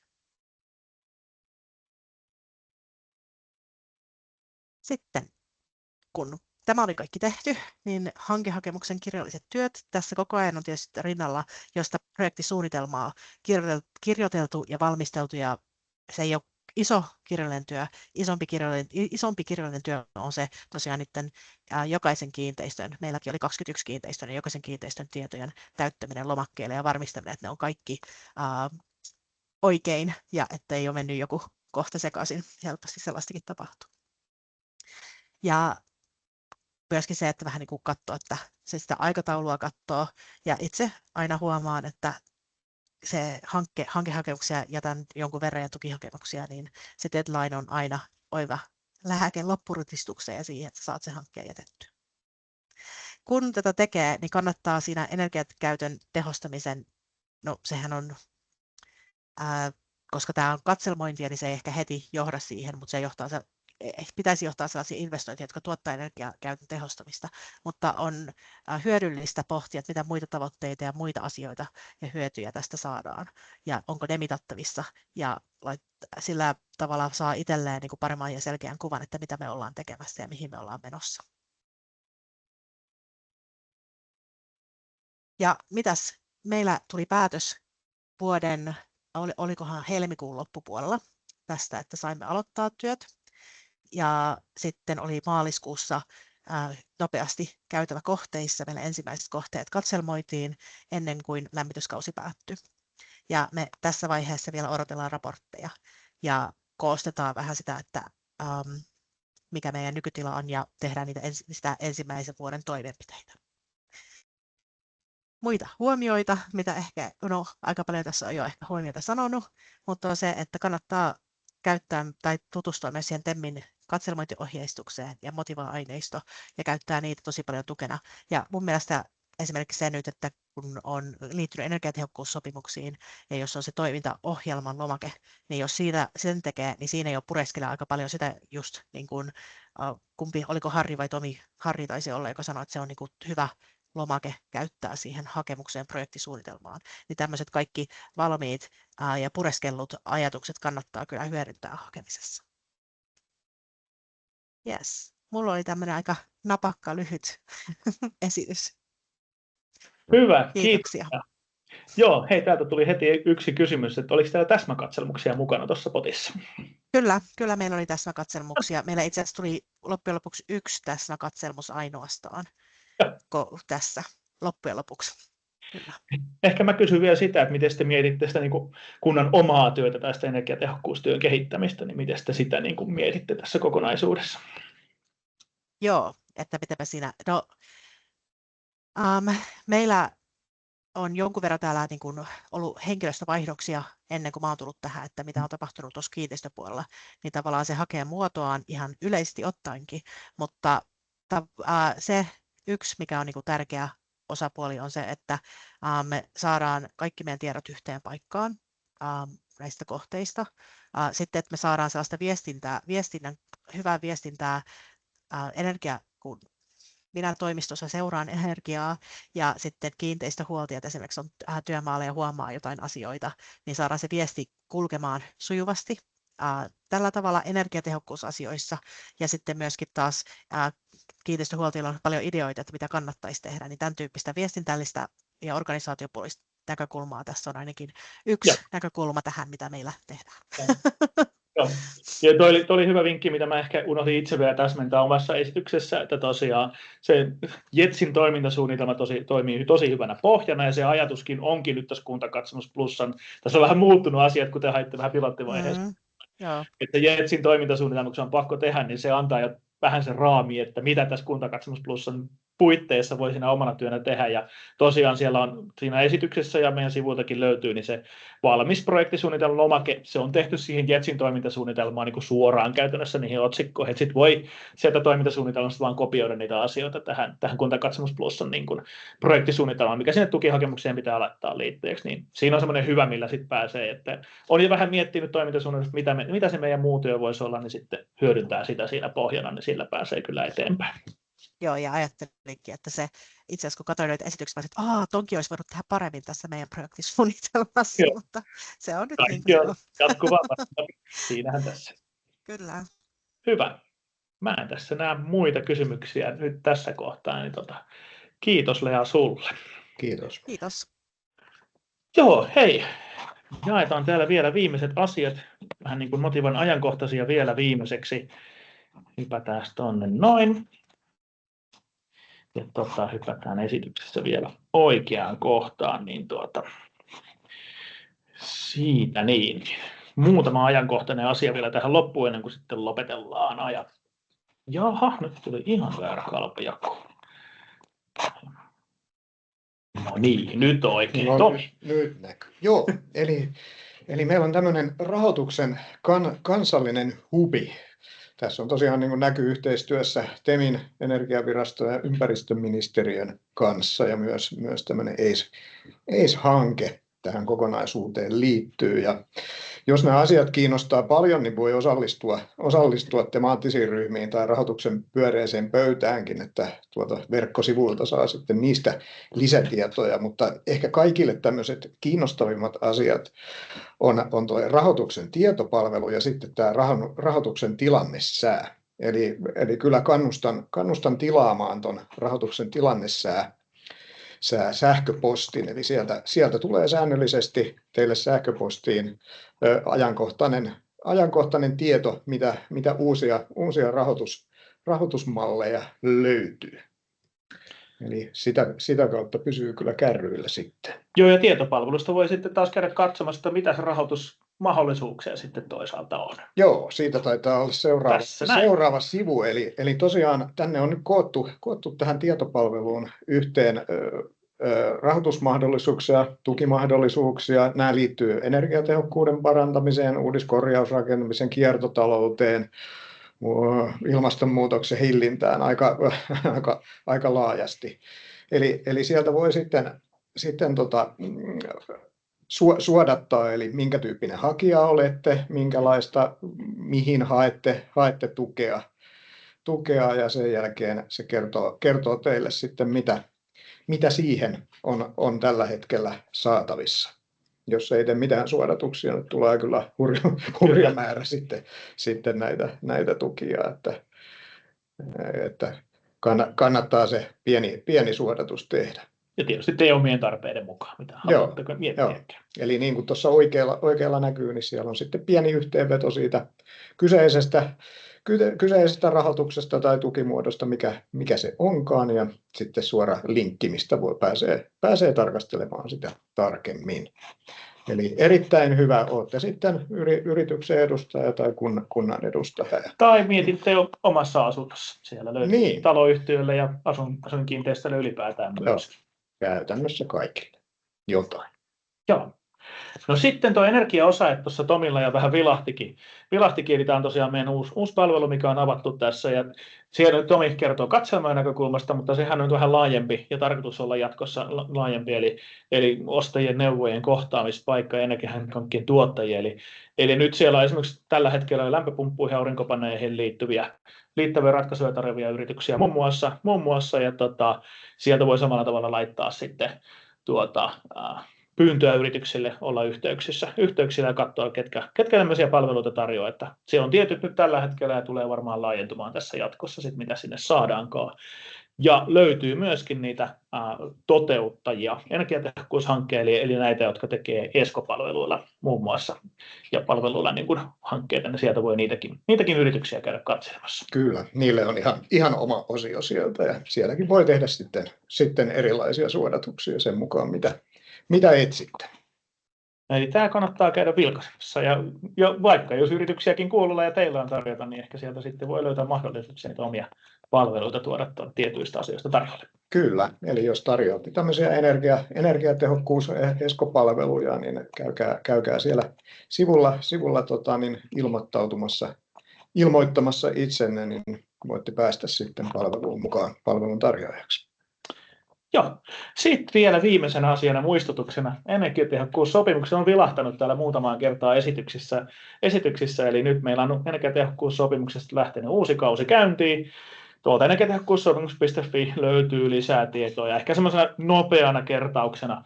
Eli tämähän on vapaaehtoinen järjestelmä. Meille yritykset, kunnat, muut toimijat voi tänne liittyä vapaaehtoisesti mukaan ja kannustamme laajasti kaikkia tulemaan mukaan, koska tämä on se meillä semmoinen keino, millä me osoitetaan, että tämä energiatehokkuus edistyy vapaaehtoisesti täällä Suomessa ja ei tarvitse mitään pakottavaa lainsäädäntöä lähteä tekemään sen toteuttamiseksi. Eli tämä on toiminut niin hienosti, että meillä on käytännössä tulokset varmaan tulee ylittymään taas kerran ne tavoitteet, mitä tuossa edelliseltä kaudelta, että tällä on pystytty osoittamaan, että meillä asiat etenee ja tämä on todella joustava malli siinä, että te voitte yritykset, kunnat tehdä ihan omista lähtökohdistaan sitä asiaa, ei tarvitse tiettyjä asioita tehdä, vaan teette just niin kuin itse näette parhaaksi ja omalla tavalla niin kuin kannattavaksi, miten tehdään.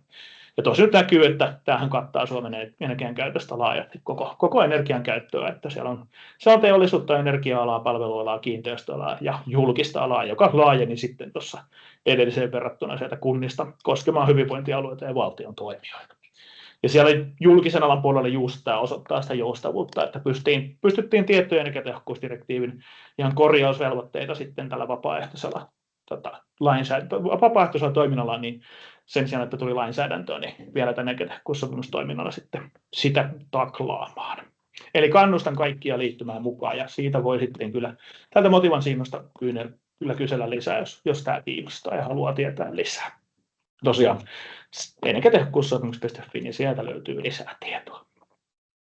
Mutta siinä oli meidän tämän päivän tilaisuus. Mä en tiedä, onko meillä siellä mitään kysymyksiä enää chatissa. Ei taida. Ei taida, Timo. Vai tuliko Kiitos, sinne kiitos justiinsa vastailu siellä kysymyksiin. Hyvä. Jaa, on täällä Just nyt. katoin, Nyt että taisi joo, tulla yksi. vilahti. Eli Maarit kysyy, onko JETS-toimintasuunnitelmista tulossa koulutusta tai muuta sellaista? Alkaa tulla kiire, kun lokakuussa pitäisi ensimmäisillä liittyneillä olla se jo kaupunginhallituksessa hyväksyttynä. Mä en ole varma, onko siitä tulossa suoraan koulutusta, mutta se toimintasuunnitelmaan löytyy se valmis pohja, mitä voi käyttää avuksi. Ja mä aina sanon itse sen niihin liittyen, että te teette kuitenkin sitä toimintasuunnitelmaa itsellenne, että katsotte niihin osa-alueisiin, mihin otsikkoiden alle niitä asioita, että miten te aiotte toimeenpanna ja miten aiotte niin kuin tehdä, niin ehkä sillä nyt pääsee. Mä en ole ihan varma noista, että onko siihen tulossa vielä jotain erillistä koulutusta, niin en osaa ihan tarkkaan sanoa.